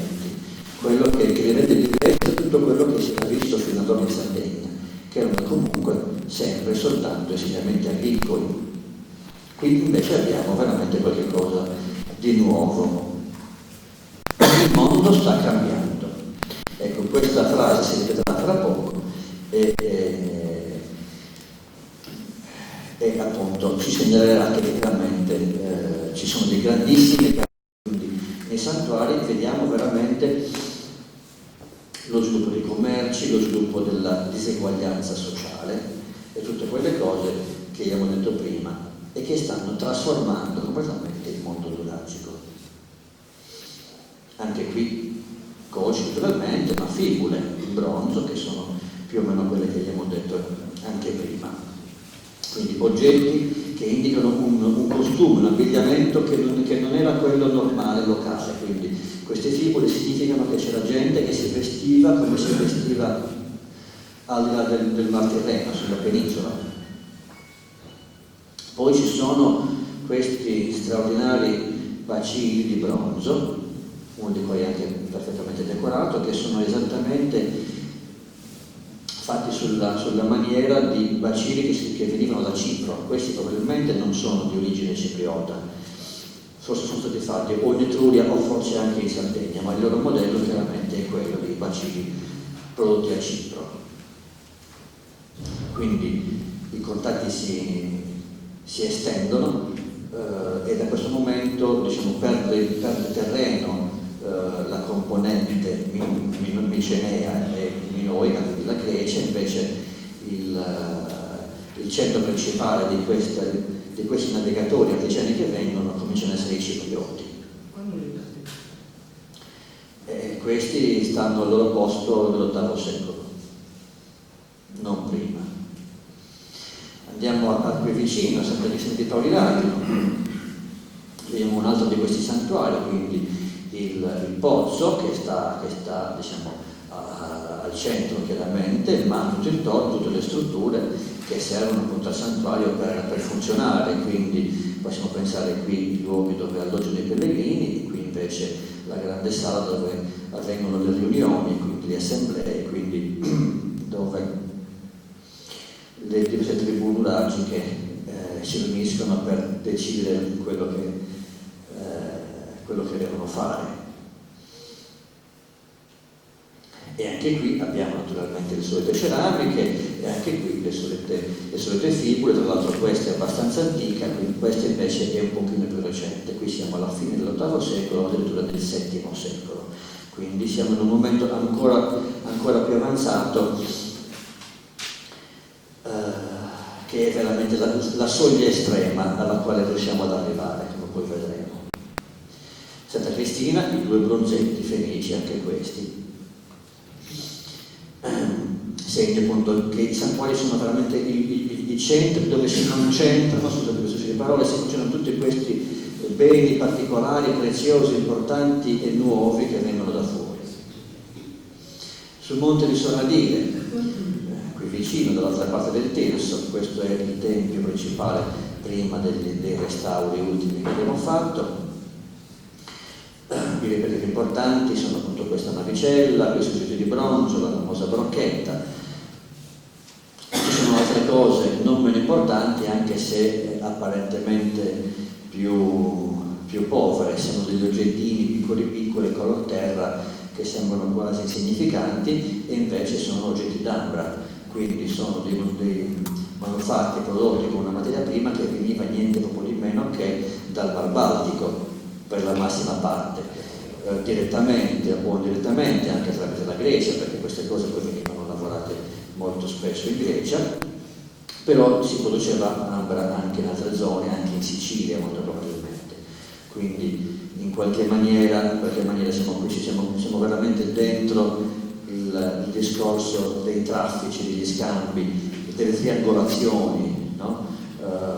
Da un popolo all'altro, quindi tutta una serie di popoli che entrano in contatto gli uni con gli altri, e la Sardegna partecipa anche in questo caso. Tra l'altro ci sono degli oggetti che hanno delle forme che non si trovano da nessun'altra parte, e poi si trovano a volte anche delle masse informi d'ambra. Significa che la Sardegna aveva la possibilità di rifornirsi di ambra non lavorata e di produrre oggetti che non hanno confronti altrove, cioè erano prodotti soltanto in Sardegna, quindi in Sardegna si lavorava l'ambra. Quindi appunto non è un momento in cui la Sardegna subisce le influenze dell'esterno, ma approfitta di tutto ciò che viene dall'esterno per esprimere la sua creatività, la sua capacità appunto di fare cose alla propria maniera, però non isolata dal mondo. Quindi i santuari nuragici sono veramente i motori della società nuragica. Ripeto, è passato il tempo dei nuraghi, siamo nel periodo dei grandi insediamenti e siamo nel periodo dei grandi santuari. I santuari nuragici sono complessi, organizzati con specifiche funzioni culturali, di rilevanza tribale o anche intertribale, o come si dice, federale. Quindi complessi e organizzati. Anche qui non è un pozzo, una capanna, un paio di ruderi così, ma sono veramente complessi e organizzati. Quindi c'è dietro tutta una ideologia e c'è dietro tutta una grande importanza di un ceto predominante che organizza il culto, che organizza i luoghi del culto. Nei santuari si esprime un sentimento religioso vivo e popolare, quindi è ovvio che la popolazione comune continua a vivere, continua appunto ad esprimersi, però i santuari hanno un'importanza particolare per un altro motivo, cioè qui ci sono beni di lusso, di produzione locale oppure di importazione che vengono concentrati, che vengono ostentati, quindi che vengono fatti vedere, e quindi in questo periodo il culto è sì una cosa popolare, ma è soprattutto uno strumento di riorganizzazione politica e sociale di impronta giudizia o addirittura aristocratica, cioè in sostanza, come vi ho detto prima, dai santuari si vede la diseguaglianza sociale e si vede che c'è gente che conta, che può, e altri invece insomma che sono sostanzialmente dei poveracci che devono soltanto lavorare per arricchire i più forti e i più ricchi. I nuraghi rimangono ancora i centri di attrazione del popolamento, cioè si continua a vivere dove c'erano i nuraghi, questo è chiaro. Gli insediamenti stanno sempre lì, in gran parte, vicino ai nuraghi. Però i santuari diventano importanti perché sono fattori di dinamismo che trasformano il vecchio mondo dei nuraghi. Non si riesce mai intorno ai nuraghi a creare delle città. Però i santuari sono veramente qualcosa che trasforma il vecchio mondo. Quindi centri propulsori dell'ideologia e dell'economia, segnano l'ascesa di tribù, famiglie e individui, aprono o chiudono vie di comunicazione e quelle di scambio. Abbiamo visto che lo scambio è veramente la cosa fondamentale in questo periodo. La ricchezza e la diversità dei santuari conferma l'importanza della ritualità come fattore unificante della società, tenacemente riaffermato dalla disocrazia gentilizia e potente, cioè i ricchi e i potenti, questa aristocrazia si serve del culto perché il culto ha delle forme che gli permettono di farsi vedere, di far vedere la propria ricchezza, la propria capacità di portare oggetti preziosi da lontano. Quindi è veramente uno strumento di dominio sociale. Quindi la religione sì, è espressione di un bisogno interiore, ma anche di un altro bisogno, cioè sostanzialmente il bisogno dei ricchi di farsi riconoscere con un ruolo di dominio interno. E infatti, secondo me, cominciamo ad anticipare, quando è che finisce la civiltà nuragica? La civiltà nuragica finisce quando finiscono i santuari, non quando finiscono i nuraghi, ma quando finiscono i santuari, perché è la fine dei santuari che segna la disgregazione dei sistemi di controllo e di rilevamento economico e culturale. Cioè finché ci sono i santuari, la società nuragica riesce a trasformarsi, a cambiare e adeguarsi ai tempi. Quando i santuari non ce la fanno più è perché la società nuragica non ce la fa più. E nei santuari abbiamo queste cose straordinarie che sono i progetti nuragici. Qui si vedono uomini e donne in tutta la loro vitalità. Quindi il capo che vuole farsi vedere col suo bastone, con la sua spada, col suo pugnale, col suo mantello, nessun altro ha tutte insieme tutte queste cose. Si fa vedere così, si faceva vedere dal vivo e si faceva vedere anche con la sua statuetta, la più grande di tutte. Quindi veramente il culto come strumento di propaganda e di dominio interno. E così appunto questa figura di donna che tiene quest'uomo, sembrerebbe giovane e morto, o chissà, che esprime diciamo tutta una moralità di donna nobile, forse, una famiglia nobile, che vuole esprimere quindi un attaccamento alle tradizioni, una forza morale, ecco, no? Quindi non qualcosa del popolino appunto, ma qualcosa che rientra in un'ideologia di famiglie aristocratiche che detengono il potere e specialmente cercano di fondare il potere un po' sulla dimostrazione della forza e un po' sulla dimostrazione di valori più importanti da proporre agli altri.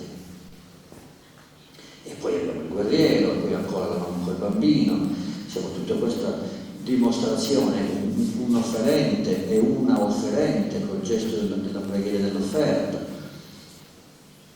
ma anche i poveracci appunto, quello con la stampella o quello con il cesto pieno di ciambelle, e poi demoni e mostri, o forse anche chissà per quanto riguarda i demoni c'è un'altra interpretazione che mi incuriosisce molto, e cioè il fatto che fosse l'idea che potesse essere una sorta di mascherata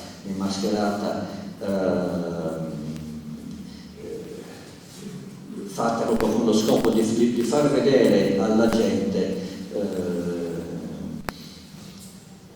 personaggi in realtà in carne ed ossa, ma che si facevano vedere con ben 4 occhi e ben 4 braccia e quindi 2 scudi e 2 spade. Però questa non lo so, è una teoria stimolante, ma è possibile anche l'altra appunto, l'idea del demone, quindi di un essere superiore, non a caso appunto che si fa vedere molto simile al guerriero che abbiamo visto prima.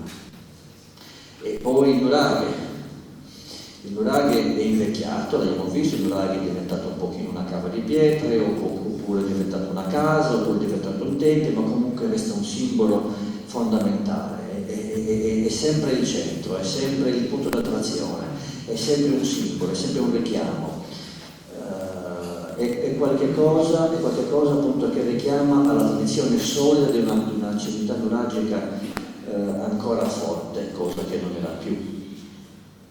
E quindi vediamo appunto questi modellini in pietra e in bronzo, tutte cose che hanno il loro posto nei santuari oppure nelle sale delle assemblee vicino al nurario o nei santuari stessi, dove era importante richiamarsi a qualche cosa di importante, che era proprio la coesione sociale di questa gente. E poi appunto le navi, quindi il contatto col resto del mondo che si ha attraverso la nave e il mare.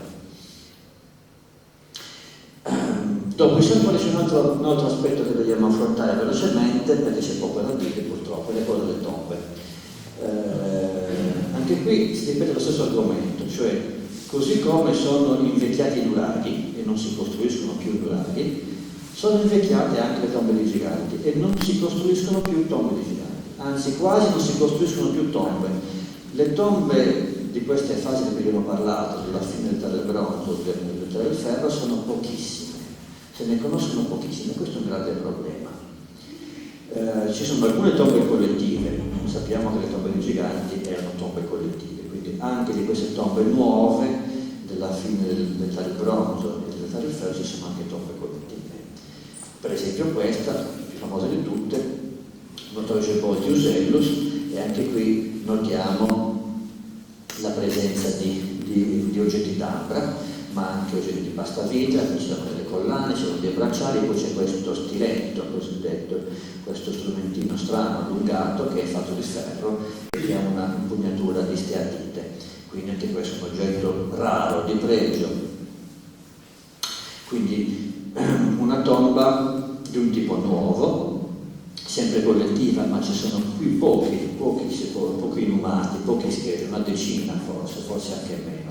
E cominciano ad avere dei corredi, cosa che prima non c'era. Prima i morti venivano messi nella tomba praticamente senza nulla, le offerte erano collettive e stavano fuori dalla tomba. Adesso spesso si comincia a mettere tombe di questo genere che sono più familiari che collettive, pochi morti con oggetti di pregio che formano anche in parte dei corredi, cioè ogni morto viene messo con le sue vesti e con i suoi gioielli. Quindi anche questo è un segno di una società che cambia. Poi abbiamo questi famosi bronzetti di Sarda che vengono da una tomba. Normalmente abbiamo visto i bronzetti che vengono dai santuari, non dalle tombe. Il fatto di mettere i bronzetti nelle tombe rientra in questo discorso che la società sta cambiando, che c'è un centro aristocratico, che ci sono delle persone importanti che si fanno seppellire con oggetti preziosi, e tra questi chiaramente anche questi bronzetti che poi hanno anche questo costume particolare, probabilmente orientale, e forse dicono anche altre cose che non sappiamo bene. Poi ancora tombe, queste di Anta, Salomone Maggiore, vicino al grande tempio, prima fenicio, poi punico e poi romano. Sono delle cose piccole, se vogliamo, sono dei pozzettini, ma dentro questi pozzettini abbiamo per la prima volta sepolture individuali, cioè dentro uno di questi pozzetti c'è un unico defunto che viene messo lì e viene sepolto anche lui con i suoi corredi, quindi uno c'ha un bronzetto, c'ha degli elementi d'ambra, c'ha dei vari di cristallo di rocca, di pasta vitrea, un oggettino di argento dorato, un'altra piastrina decorata in argento, un anello e così via. Quindi sono tombe di personaggi importanti che sono stati probabilmente anche in parte bruciati. Quindi si comincia a vedere qualche cosettina, non soltanto il morto che è posto così come era, inumato, ma anche cremato, almeno in parte. Però sono casi rari, rarissimi. Un altro caso rarissimo, anzi unico, è quello di Montebrama, di cui tanto si parla. Qui c'era una vera e propria necropoli con 33 tombe nello scavo del dottor Tronchetti e una decina almeno in quello dello scavo di Pedini, una quarantina di tombe, che sono delle tombe pure queste a pozzetto, quindi ci sono queste grandi lastre e sotto c'erano queste fosse, dentro una delle quali c'era un solo morto, però qui stranamente non c'erano corredi, questi morti non avevano praticamente nulla, soltanto uno aveva un piccolo sigillo su cui si sono naturalmente di cui si sono contestati gli archeologi per cercare di capire appunto esattamente la provenienza e l'età di questo sigillo, e le discussioni su questo punto continuano. Però secondo me, secondo la maggior parte degli studiosi, ormai ci sono molti elementi per dire che questa necropoli si può porre alla fine dell'VIII secolo e quindi alla fine di questo periodo cruciale che abbiamo descritto. Questi sono i saggi che abbiamo fatto ultimamente per rimettere in luce alcuni punti di questa necropoli, perché era stata in gran parte reinterrata proprio per proteggerla, ma siccome adesso abbiamo voglia di lavorare nuovamente anche a Montebrama, abbiamo rimesso in luce alcuni punti di questa necropoli. E questa era appunto la sopravvimetria, una fila, quindi una cosa organizzata, anche qui sistemata, non casuale, una fila di 30 tombe, più altre 3 in questo punto, più un'altra decina negli scavi Belini. probabilmente sul lato di qualche cosa che dovrebbe essere una strada o qualche cosa del genere, quindi una cosa pianificata, organizzata. Una necropoli si pensa proprio di una famiglia, di una gens, di un gruppo aristocratico, gente importante, anche se non aveva un corredo. Non aveva un corredo, ma aveva una cosa assolutamente unica che faceva corona a questa necropoli, e cioè le famose statue, che sono poi statue, come si vede appunto, o di arcieri o di, si pensa, pugili, cioè questo personaggio che io ho unito qui testa e tronco per puro esempio. Questo personaggio aveva un grande scudo sopra la testa e nell'altra mano aveva invece un elemento che si pensa sia una specie di guantone armato, quindi una specie di lotta o pugilato rituale, si è pensato a qualche cosa del genere, ma è tutto un argomento da approfondire. E comunque queste statue non sappiamo bene dove stavano e come stavano, cioè non sappiamo se stavano allineate, se stavano in cerchio, a triangolo, se stavano sopra ogni singola tomba, se stavano messe in un modo particolare, però di sicuro stavano lì, e di sicuro quindi questa necropoli era collegata con queste statue. Quindi diciamo, dopo venire sulle tombe degli ultimi nuraghi, tiriamo il succo di quello che abbiamo visto. La città nuragica vera e propria aveva manifestato una ritualità funeraria di stampo monumentale e collettivistico, cioè le tombe dei giganti sono tombe monumentali, sono tombe grandiose e sono tombe collettive, cioè dovevano accogliere molti.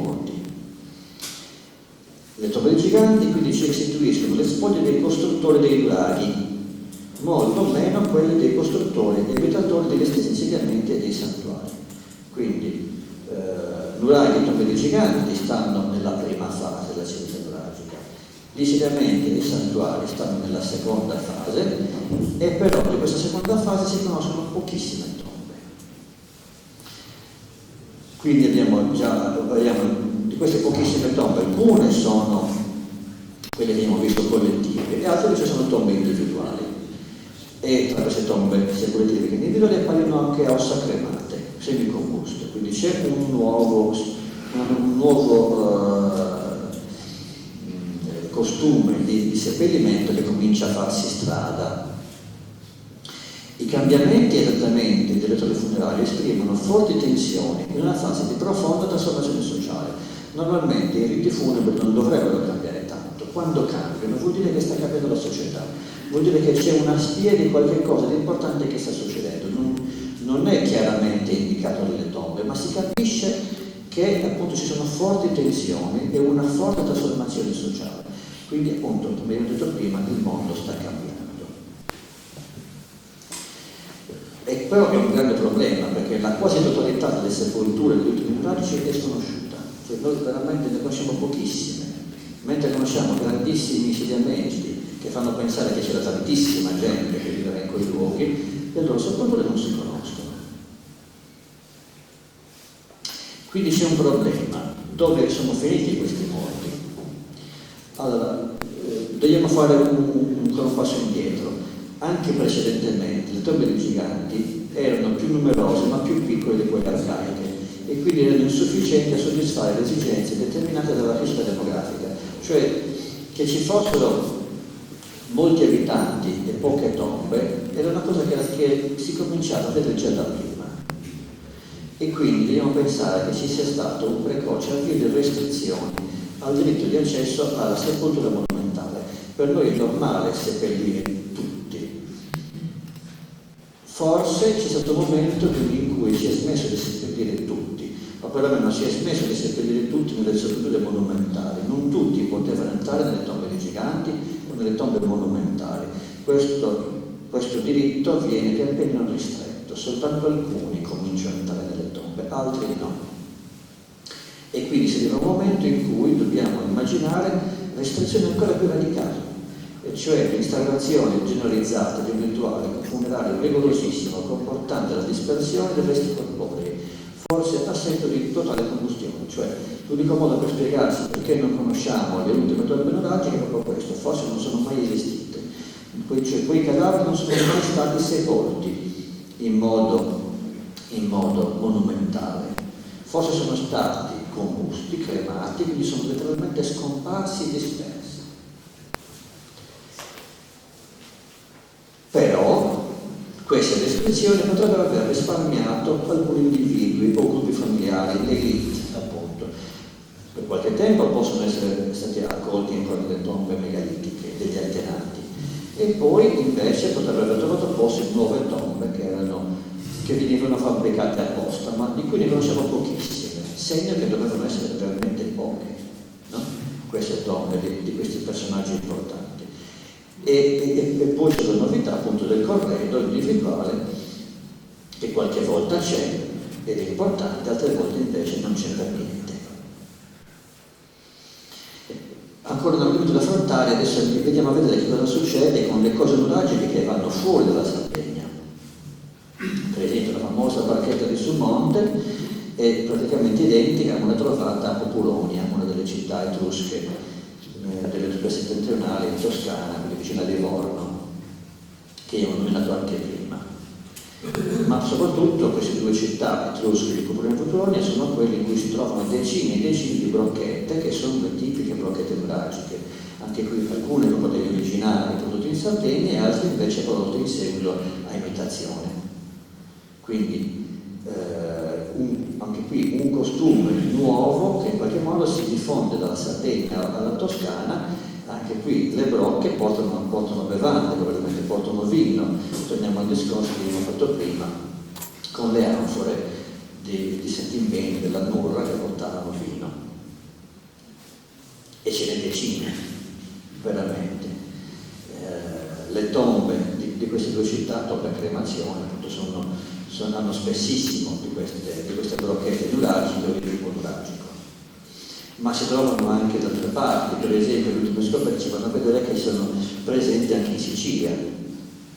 Quindi abbiamo Mozia, che sta vicino a Trapani, quindi sulla punta della Sicilia, vicino alla Sardegna, ma anche Pantalica, che è nella parte opposta, vicino a Siracusa. E poi Cartagine, ci sono almeno questi 3 pezzi di brocche nuragiche che sono state trovate a Cartagine. E addirittura in Spagna abbiamo qui non soltanto brocche, addirittura a Huelva, anche tutta una serie di altri vasi.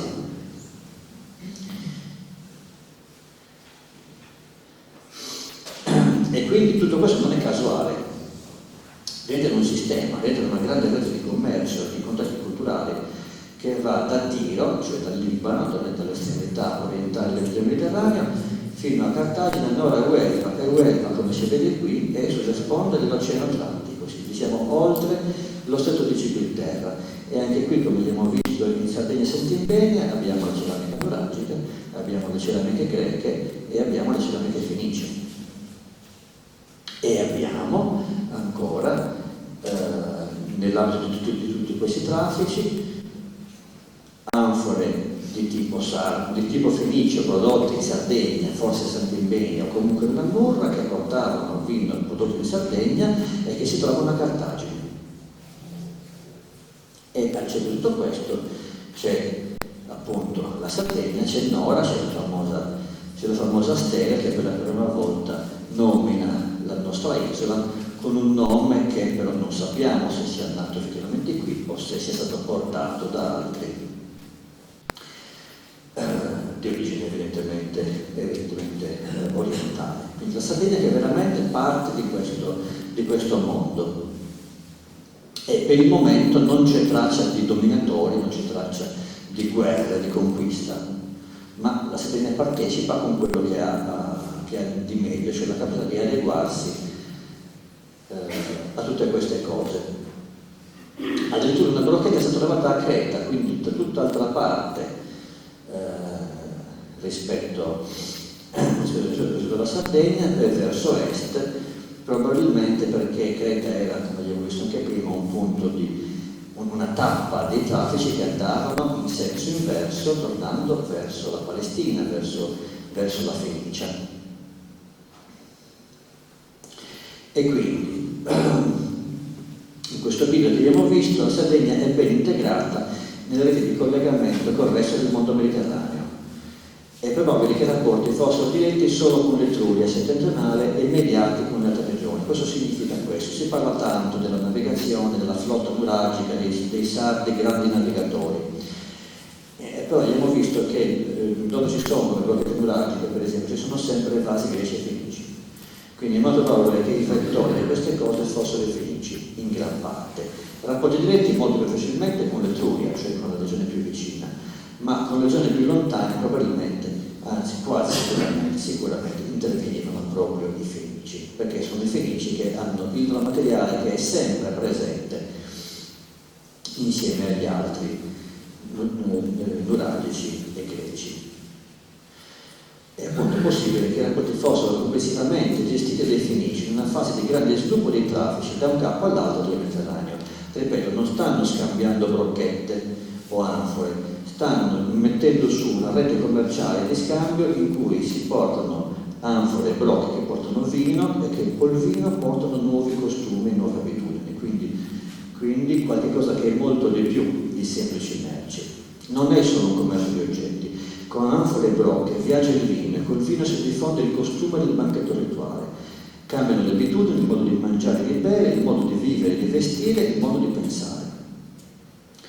La ricorrente presenza di manufatti nuragici oltre il mare è possibile solo perché ancora esiste una civiltà inconfondibilmente propria della Sardegna, la civiltà nuragica, che esprime l'identità etnico-culturale del popolo dell'isola di Nuraghi e come tale riconosciuta dai popoli delle regioni mediterranee vicine e lontane. Quindi esiste ancora una civiltà che possiamo chiamare nuragica, non ha senso chiamarla post-nuragica, però questa è ormai entrata in contatto con le altre civiltà. Non è più la civiltà nuragica che costruiva Nuraghi, insomma. Ecco, abbiamo ancora dimostrazioni di queste cose. Il ripostiglio cosiddetto dei bronzi di Tarasuni, che forse in realtà non è altro che il santuario di Sumonte. Guardiamo questo oggetto e guardiamo quest'altro. Ecco, quello citino in basso appunto è un torciere. Questo è il frammento detto di Tarasuni, in realtà sovrarile, ma ce n'è uno molto simile ma un pochino più completo a Santa Vittoria di Serri. C'è questo completo e magnifico da Sorakis San Veromilis e la sua origine è a Cipro. Questi siamo proprio alla fine dell'VIII secolo o già addirittura nel VII secolo.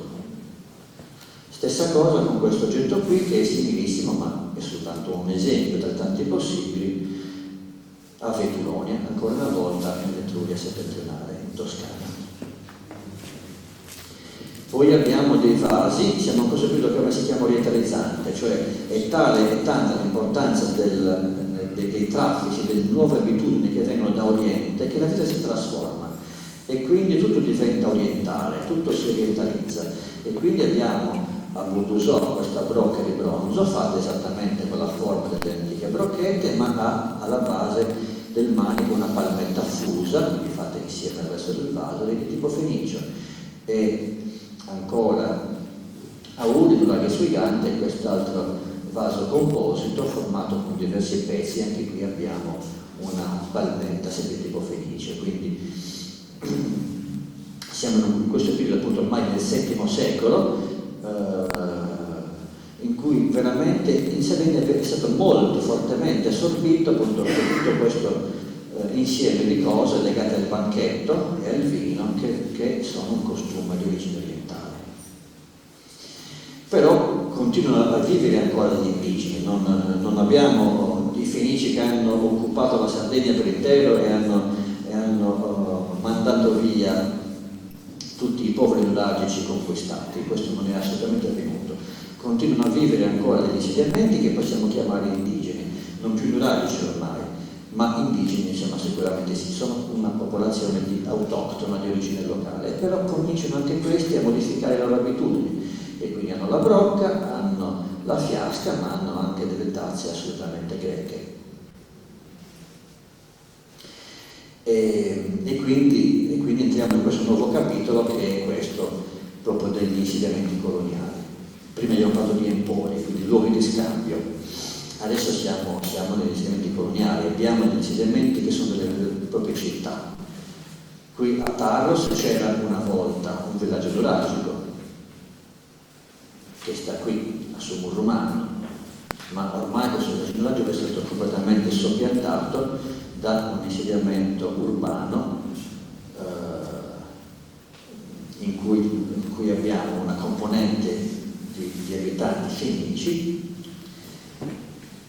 e però anche una componente di abitanti nuragici, perché nelle tombe di Taros si trovano armi come questa, che sono di tipo nuragico, oppure queste cosiddette faretrine, che poi sono dei fogli in realtà, dove abbiamo pugnali, spilloni o stiletti, e questi sono assolutamente nuragici.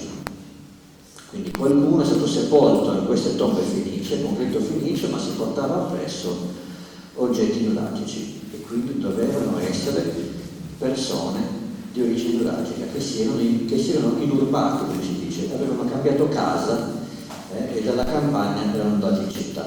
Ma detta così sembra una cosa abbastanza banale. In realtà trasferirsi dalla campagna nuragica alla città e vivere insieme ai fenici, assorbire i riti fenici, deve essere stato veramente una grande trasformazione, questo deve essere anche un grande dramma. Ma non c'è ancora una volta nessuna traccia di conquista, di violenza, di guerra, di oppressione e di conquista. Stessa cosa la vediamo a Domus Maria, quindi all'estremità sud della Sardegna, a Bitia, dove anche qui tomba a cremazione tipo fenice, ma ci sono armi nuragiche, quindi individui che si portano appresso usi e costumi di una tradizione che ormai stava scomparendo. Una cosa interessantissima poi il punto Sulci, Sant'Antioco, dove nel Tofet, quindi il santuario dei bambini morti, abbiamo alcuni vasi che sono poi queste ollette con una sola ansa, che sono dei vasi nuragici, ma che erano coperti con queste tazzine, con questi coperti che sono tipicamente fenici. Il tutto appunto nell'ambito di un santuario di tipo fenicio, con praticamente tombe a cremazione appunto di bambini. Anche questo è una evidente dimostrazione che c'è stata una forte integrazione, una grande trasformazione, sicuramente sentita, profondamente sofferta. Non voglio dire che tutto sia stato facile, assolutamente. Questi oggetti testimoniano appunto grandi drammi umani. Cambiare veramente abitudini, cambiare il luogo di vita, cambiare tutto, perfino appunto il modo di seppellire i bambini, però con un vaso di tipo di origine nuragica. Quindi prima avevamo visto un riepilogo dove si parlava di convivenza, adesso abbiamo il tema dell'inurbamento. Il mondo è cambiato, avevamo detto prima che stava cambiando, ormai è un po' cambiato. Alla fine del IX e dell'VIII secolo a.C. i nuragici residenti dell'emporio di Sant'Imbenia accoglievano mercanti stranieri. Alla metà dell'VIII secolo a.C. i coloni fenici di Sulci incorporano gruppi sociali differenziati di stirpe nuragica. Lo stesso avviene a Talos e Bitia, cioè le parti si sono invertite, adesso sono i fenici che hanno preso possesso delle aree di insediamento esclusivo e fanno venire i nuragici. Ancora dopo, nel VII e VI secolo a.C., i insediamenti pertinenti alla componente etnico-culturale indigena sopravvivono solo nel Campidano di Cagliari, nella Trecenta, nella Marmilla e nel Sulcis. Altrove si hanno solo le perle sporadici e limitate alla sfera dei navali di lusso. Questo è venuto un grandissimo problema, oltre al fatto che non ci sono tombe. A un certo punto, nel VII e VI secolo a.C., la Sardegna sembra praticamente spopolata, c'è gente viva soltanto nelle città fenicie, soltanto lungo le coste o soltanto in quelle strisce di pianura coltivata appunto adiacenti alle città fenicie, e ahimè i nostri insediamenti nuragici sono apparentemente disabitati. Questo è veramente un problema enorme che riusciamo assolutamente a spiegarci. Dove sono finiti i nostri nuragici? Alcuni elementi di corredo funerario suggeriscono l'inurbamento, cioè quindi l'ingresso nelle città fenicie, di elite gentilizie, sono stati probabilmente i ricchi che si sono spostati, i ricchi e i potenti, e con sé hanno portato i clienti, quindi la gente che dipendeva da loro, i lavoratori, no? Che lavoravano per i ricchi evidentemente, di origine nuragica, forse provenienti dalle vicine fasce costiere, perché le città sono sulla costa. È facile immaginare che comunque dalle fasce vicine si siano spostati nelle città. Ma come è possibile che questo fenomeno abbia provocato lo spopolamento delle zone interne dell'isola? Questo, ripeto, è il più grande dilemma che abbiamo adesso nell'archeologia sarda. Noi non sappiamo più chi abitava la Sardegna nel VII e VI secolo a.C. Sappiamo, perché ci dicono le fonti antiche, che c'è stata una guerra, no? A un certo punto fra i sardi e i cartaginesi, ma conosciamo purtroppo soltanto i cartaginesi, appunto, a un certo punto non conosciamo più i sardi, non sappiamo letteralmente che fine hanno fatto. Siamo di fronte a un vero e proprio crollo demografico e a una profonda disgregazione delle comunità di lontana origine nuragica. Nell'età del bronzo i cattori nuragici erano sistemi organizzati e all'avanguardia, capaci di attrarre navigatori e mercanti in cerca di partners affidabili. Questo abbiamo visto. I vicinesi sono arrivati in Sardegna perché trovavano partner, trovavano una società a un livello comparabile che garantiva un appoggio. Invece adesso abbiamo staterelli embrionali già abortiti. Hanno ancora un assetto policentrico e rurale, ricordate quella parola policentrico che abbiamo detto all'inizio. Questi staterelli non hanno una città, non hanno un'organizzazione al passo coi tempi, sono ancora villaggetti dispersi nella campagna, non hanno città, non hanno apparti stabili, cioè non hanno gente che lavora per il funzionamento di un piccolo Stato, sono ormai impoveriti, non più competitivi. Le famiglie nuragiche si inurmano, quindi entrano nelle città, si integrano con gli stranieri, conservando solo alcuni richiami simbolici alla loro tradizione culturale di sorta, appunto il vasetto nuragico nel tofo di sulci o le armi o gli amuletti che ha forma di armi nuragiche nel tofo di Tagos. Quando Cartagine sconfigge la città fenice e occupa la Sardegna, non c'è più alcuna traccia vivente della città nuragica. Esistono ancora comunità indigene, ma non distinguibili archeologicamente. Non sappiamo letteralmente che manufatti usavano, che cosa producevano, come erano fatte le loro case. È veramente un grandissimo problema storico. Siamo alla fine. Qual è il senso di questo lungo racconto? Il mestiere dell'archeologo non è solo un'interminabile raccolta di dati, ma è anche una coraggiosa sintesi per uomini e donne di oggi. Quindi non incolpiamo troppo l'archeologo se passa molto tempo alla comunità, e questo è importante naturalmente, però poi bisogna fare anche una sintesi e bisogna anche cercare di arrivare al senso di tutto questo. Poi si accusano gli archeologi del fatto che discutiamo molto tra di noi di tutte queste cose, che non sappiamo magari metterci d'accordo. Il fatto è che nessuno di noi è stato testimone di quei fatti lontani, quindi nessuno li ha potuti osservare e nessuno li può riferire per come li ha visti, no? E quindi gli studiosi discutono, ognuno porta le nuove scoperte, la sua sensibilità e lo spirito dei tempi che cambiano. Quindi oggi lo spirito è diverso da quello che aveva per esempio il grande Giovanni Lebbio. Io vi ho offerto il meglio di quello che ho imparato sul campo, nei magazzini e sui libri. Qual è il succo che ho estratto? Io credo che la chiave per intendere questo processo non sia il concetto di decadenza, ma piuttosto di degenerazione interna, in un quadro di grandi trasformazioni epocali. Cioè, abbiamo visto che c'è stata proprio la trasformazione del mondo, e mentre il mondo si trasformava, la Sardegna degenerava probabilmente, cioè non era più capace di stare al passo, non era più capace di dare il meglio di sé. Come ogni individuo, anche le civiltà degenerano. La degenerazione consiste nella conversione dei punti di forza in limiti insormontabili.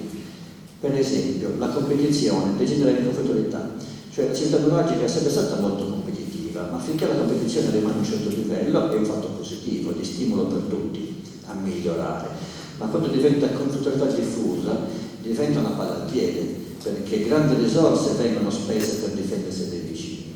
Questa è la fine di quel mondo integrato che invece la città nuragica era stata per un po' di tempo. Quindi quando insorge la conflittualità quello che era stato un punto di forza diventa un punto di debolezza o diventa un limite insormontabile. Altra cosa, la proliferazione rurale era stata una cosa importantissima perché ha permesso alle città nuragiche di prosperare, però diventa incapacità di concentrazione urbana, quindi diventa incapacità di fare quella cosa che in quel momento serviva per essere competitivi. La società nuragica, il bronzo finale, il primo ferro, era straripante di risorse e di energie, ma anche fragile e senza alternative di sviluppo. Abbiamo visto che portavano da fuori i bronzi, le ambre, tantissime cose, ma se si rompeva qualche meccanismo non avevano alternative di sviluppo, cioè non potevano organizzarsi diversamente, erano condannati alla proliferazione rurale. Forse l'esaurimento o svuotamento dell'interno provoca la disgregazione del sistema senza sintomi visibili, fino alla completa maturazione del processo e al conseguente crollo, solo apparentemente improvviso. Ecco quindi che abbiamo percorso tutto questo lungo tragitto dal mezzogiorno, siamo arrivati al tramonto e ci siamo arrivati quasi senza accorgercene, perché fino alle ultime cose che abbiamo visto santuari ricchi di tante cose importanti, e però evidentemente era mancato qualche cosa dall'interno. Il sistema era diventato difficile da gestire, non si vedeva molto per molto tempo, ma a un certo punto è diventato molto evidente e il sistema non ce l'ha fatta più ed è crollato, ma tutto questo era cominciato da molto tempo prima. E quindi la crisi del mondo nuragico, iniziata fin dai tempi del suo massimo fulgore, si conclude rapidamente verso la fine dell'VIII secolo con l'assimilazione e l'eredità culturale.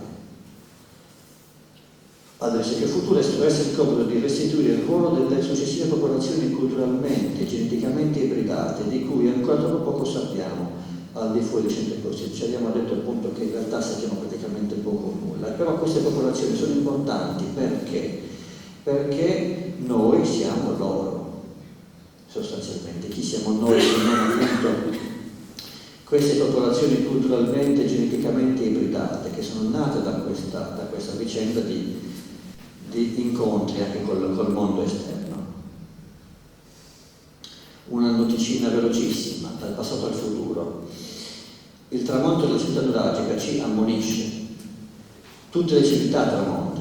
Sarebbe assurdo pensare che una civiltà non tramonti. E a questo punto mi sembra assurdo anche pensare che la città nuragica dovesse continuare all'infinito e che soltanto un caso o uno tsunami appunto l'abbia fatto tramontare. Tutte le civiltà tramontano. Dobbiamo sapere che quando la nostra civiltà tramonterà non sarà colpa del caso o del destino, ma della lunga preparazione attuata da noi stessi, cioè noi stiamo preparando il nostro tramonto e questo è il segno che abbiamo.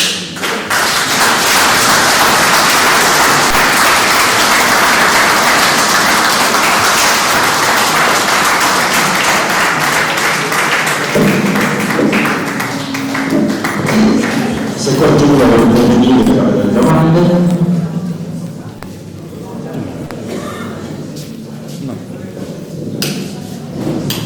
Buonasera.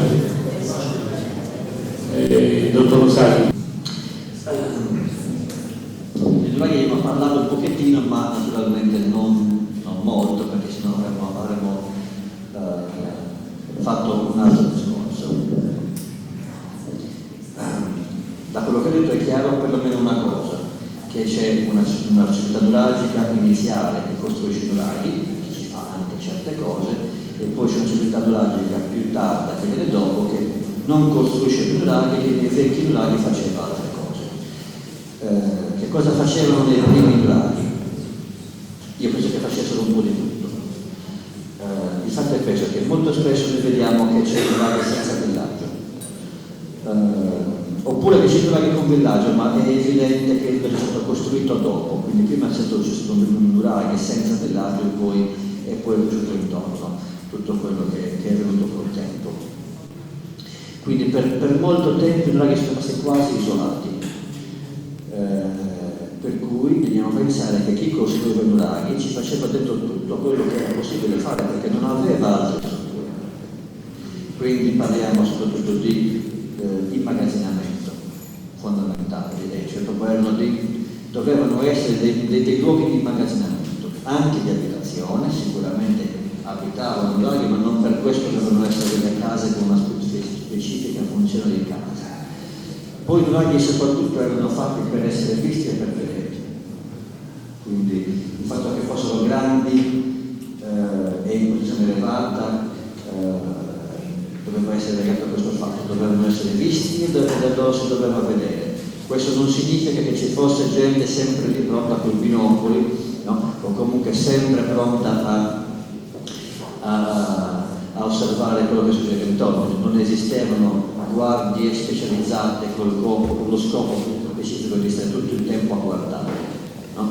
Quindi quando parliamo di controllo del territorio non significa che appunto c'era un'attività permanente di controllo visuale del territorio, però certo da nuraghe si vedeva tutto intorno, era tutto intorno, si guardava e si poteva vedere il nuraghe. E poi il nuraghe aveva un'altra funzione ancora, entriamo nel campo delle funzioni simboliche più che utilitarie, cioè il nuraghe era veramente opera della comunità e ci doveva essere una specie di gara tra le comunità che facevano i nuraghi più grandi o che ne facevano di più, no? Quindi tutte queste sono funzioni dei nuraghi. Non possiamo pensare che la funzione sia soltanto quello che ci facevano dentro, perché se pensiamo solo a quello il nuraghe è sproporzionato, no? È una fatica enorme per avere un piccolo spazio coperto in sostanza. Quindi nel nuraghe è ancora più importante l'aspetto non specificamente materiale o concreto di quello che ci facevano dentro. Il nuraghe serviva per fare delle cose, chiaramente, un po' di tutto. Abitare, lavorare, cucinare, mangiare, dormire, ma soprattutto conservare, sicuramente. E specialmente per i grandi nuraghi e per un certo periodo, questo deve essere stato veramente lo scopo principale, pratico, ma tutti gli altri scopi non pratici sono ancora più importanti. Perché i nuraghi dovevano essere grandi, dovevano essere visti, si dovevano vedere e dovevano suscitare ammirazione anche per gli altri. Quindi c'era una gara, chi li costruiva più grandi o ne costruiva di più. Questa è la mia idea. Poi col passare del tempo le cose sono cambiate, quindi alcuni sono scaduti come funzione semplice abitazione, altri invece sono diventati dei luoghi di culto che non erano mai stati prima. Tombe mai in epoca nuragica. Ci sono tombe in nuraghi, ma sono di epoca romana, bizantina, non nuragica. Questa è la prima domanda. La risposta alla seconda domanda, non ricordo più la domanda. Quella era la terza. La seconda era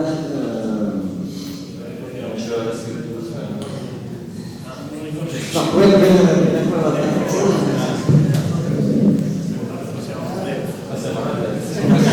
La seconda verrà.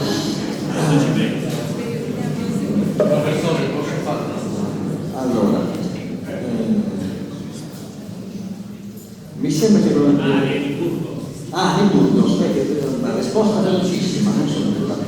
Sul Burgos non so per nulla perché finora ho studiato per quella pubblicazione e non ho avuto occasione di sapere di più di persone, quindi mi informerò, posso dire soltanto questo.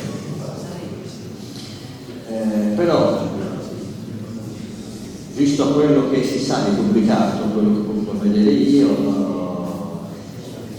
salvo casi particolari che non si possono escludere, io mi aspetto qualcosa di simile a quello che abbiamo sempre visto, e cioè c'è il nuraghe, c'è sicuramente qualcosa di un insediamento, quindi c'è stato uno sviluppo quindi avremmo coperto tutto il bronzo e il ferro, e poi io mi aspetto di trovare, come spesso accade, questo abbandono di alcuni secoli e un ritorno solo in epoca punica avanzata, cioè un abbandono dell'VIII secolo, una recuperazione nel V secolo e nel VII-VI secolo nulla.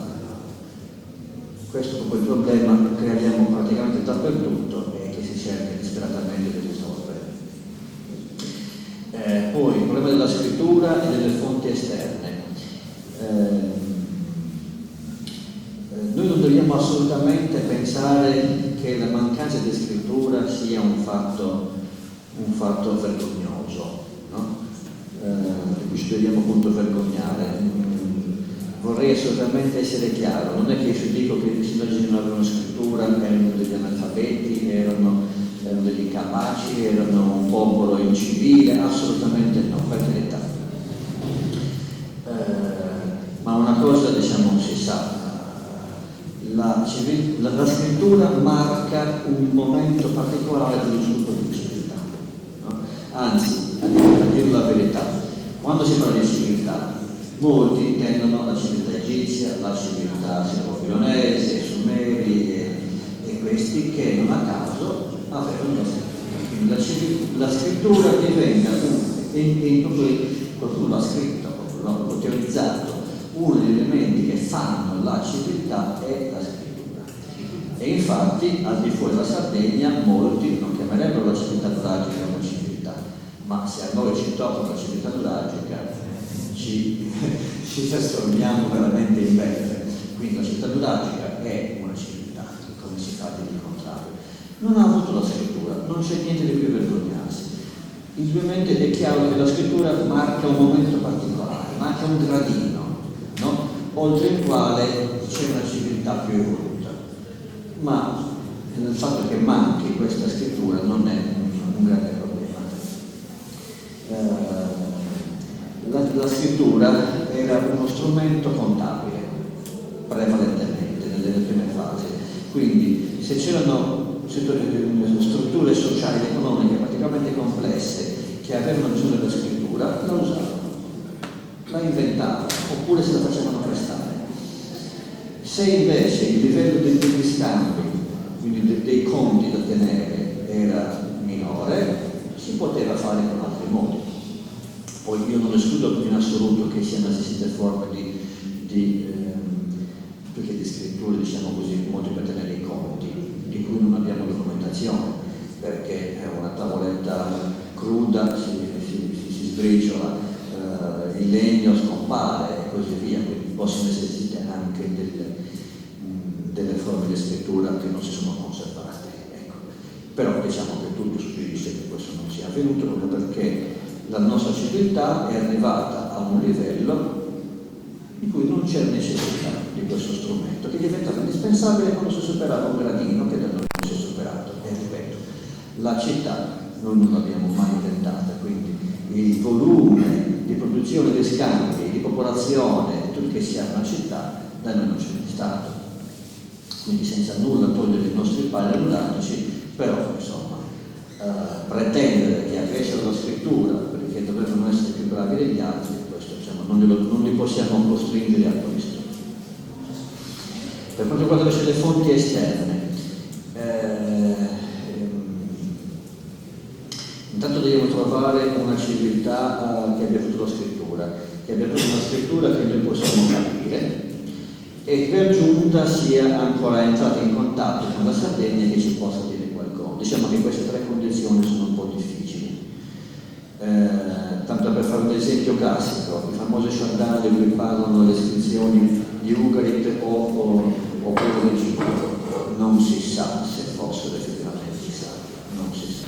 Non c'è nessun elemento decisivo che dica questo, anzi, gli elementi contrari prevalgono.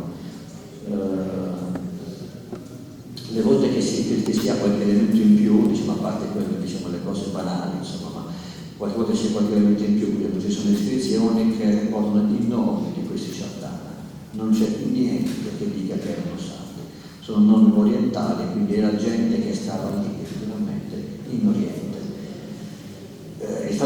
anche per questo bisogna dire, come ho accennato prima, la Serie Nora a un certo punto dice Basciandà, cioè in Sardegna. Ma chi è che ha dato quel nome alla Sardegna? Forse non noi. Devo dire, forse non i nuragici, forse così come l'America. L'America si chiama America perché qualcuno ha preso il nome di Amerigo Vespucci, ecco, non certo perché gli amerindi, come li chiamiamo noi oggi, si chiamassero così. E anche la lingua è un mistero.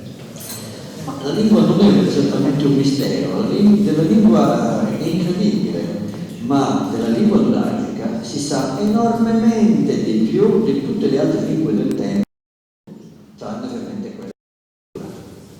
Perché si sa di più? Perché in Sardegna c'è una cosa straordinaria che è la continuità toponomastica, cioè in Sardegna c'è un numero tale di toponimi, cioè di nomi di luogo, che risalgono a momenti molto più antichi della città romana e punica, quindi evidentemente risalgono ai tempi nuragici, è un numero che non ha confronto in nessuna altra parte del Mediterraneo.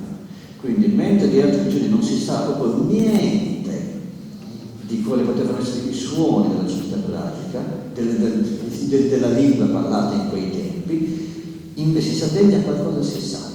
E si sa per esempio del fatto che certi toponimi sono collegati con l'acqua, con sorgenti, con pozzi. Si sa che acqua si diceva in un certo modo, io non lo so dire, ma insomma esistono un paio di toponimi che si trovano da un capo all'altro della Sardegna che sono collegati con l'acqua.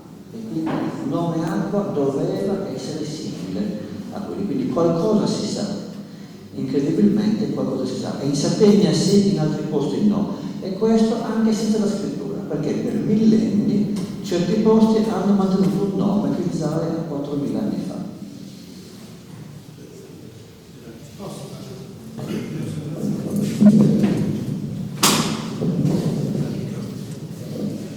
Buonasera, Angelo Sala. Complimenti, dottore. Lo dico scusate la voce, ma ho avuto dei problemi, mi scusi. Con convinzione e felicità anche. Sentire un archeologo e anche un conferenziere in genere esporre argomentazioni senza che per queste siano faziose o esposte per andare contro chi o contro che cosa. Un'esposizione alla sua potenza, alla sua forza, quando viene esposta secondo le convinzioni e le ricerche di chi le fa. Argomento che abbiamo affrontato altre volte, che tento di affrontare nei miei convegni e che spero vada avanti. Poi questo non vuol dire che si può essere d'accordo su quello che vi espongo, ma il metodo è questo. In merito all'argomento avrei gradito un altro argomento soltanto. Nascita, sviluppo e tramonto della civiltà nuragica. Hanno cominciato le sardine, il comizio. Lo faccio io l'avventura, lo facciamo loro. Anche perché sull'inizio della civiltà nuragica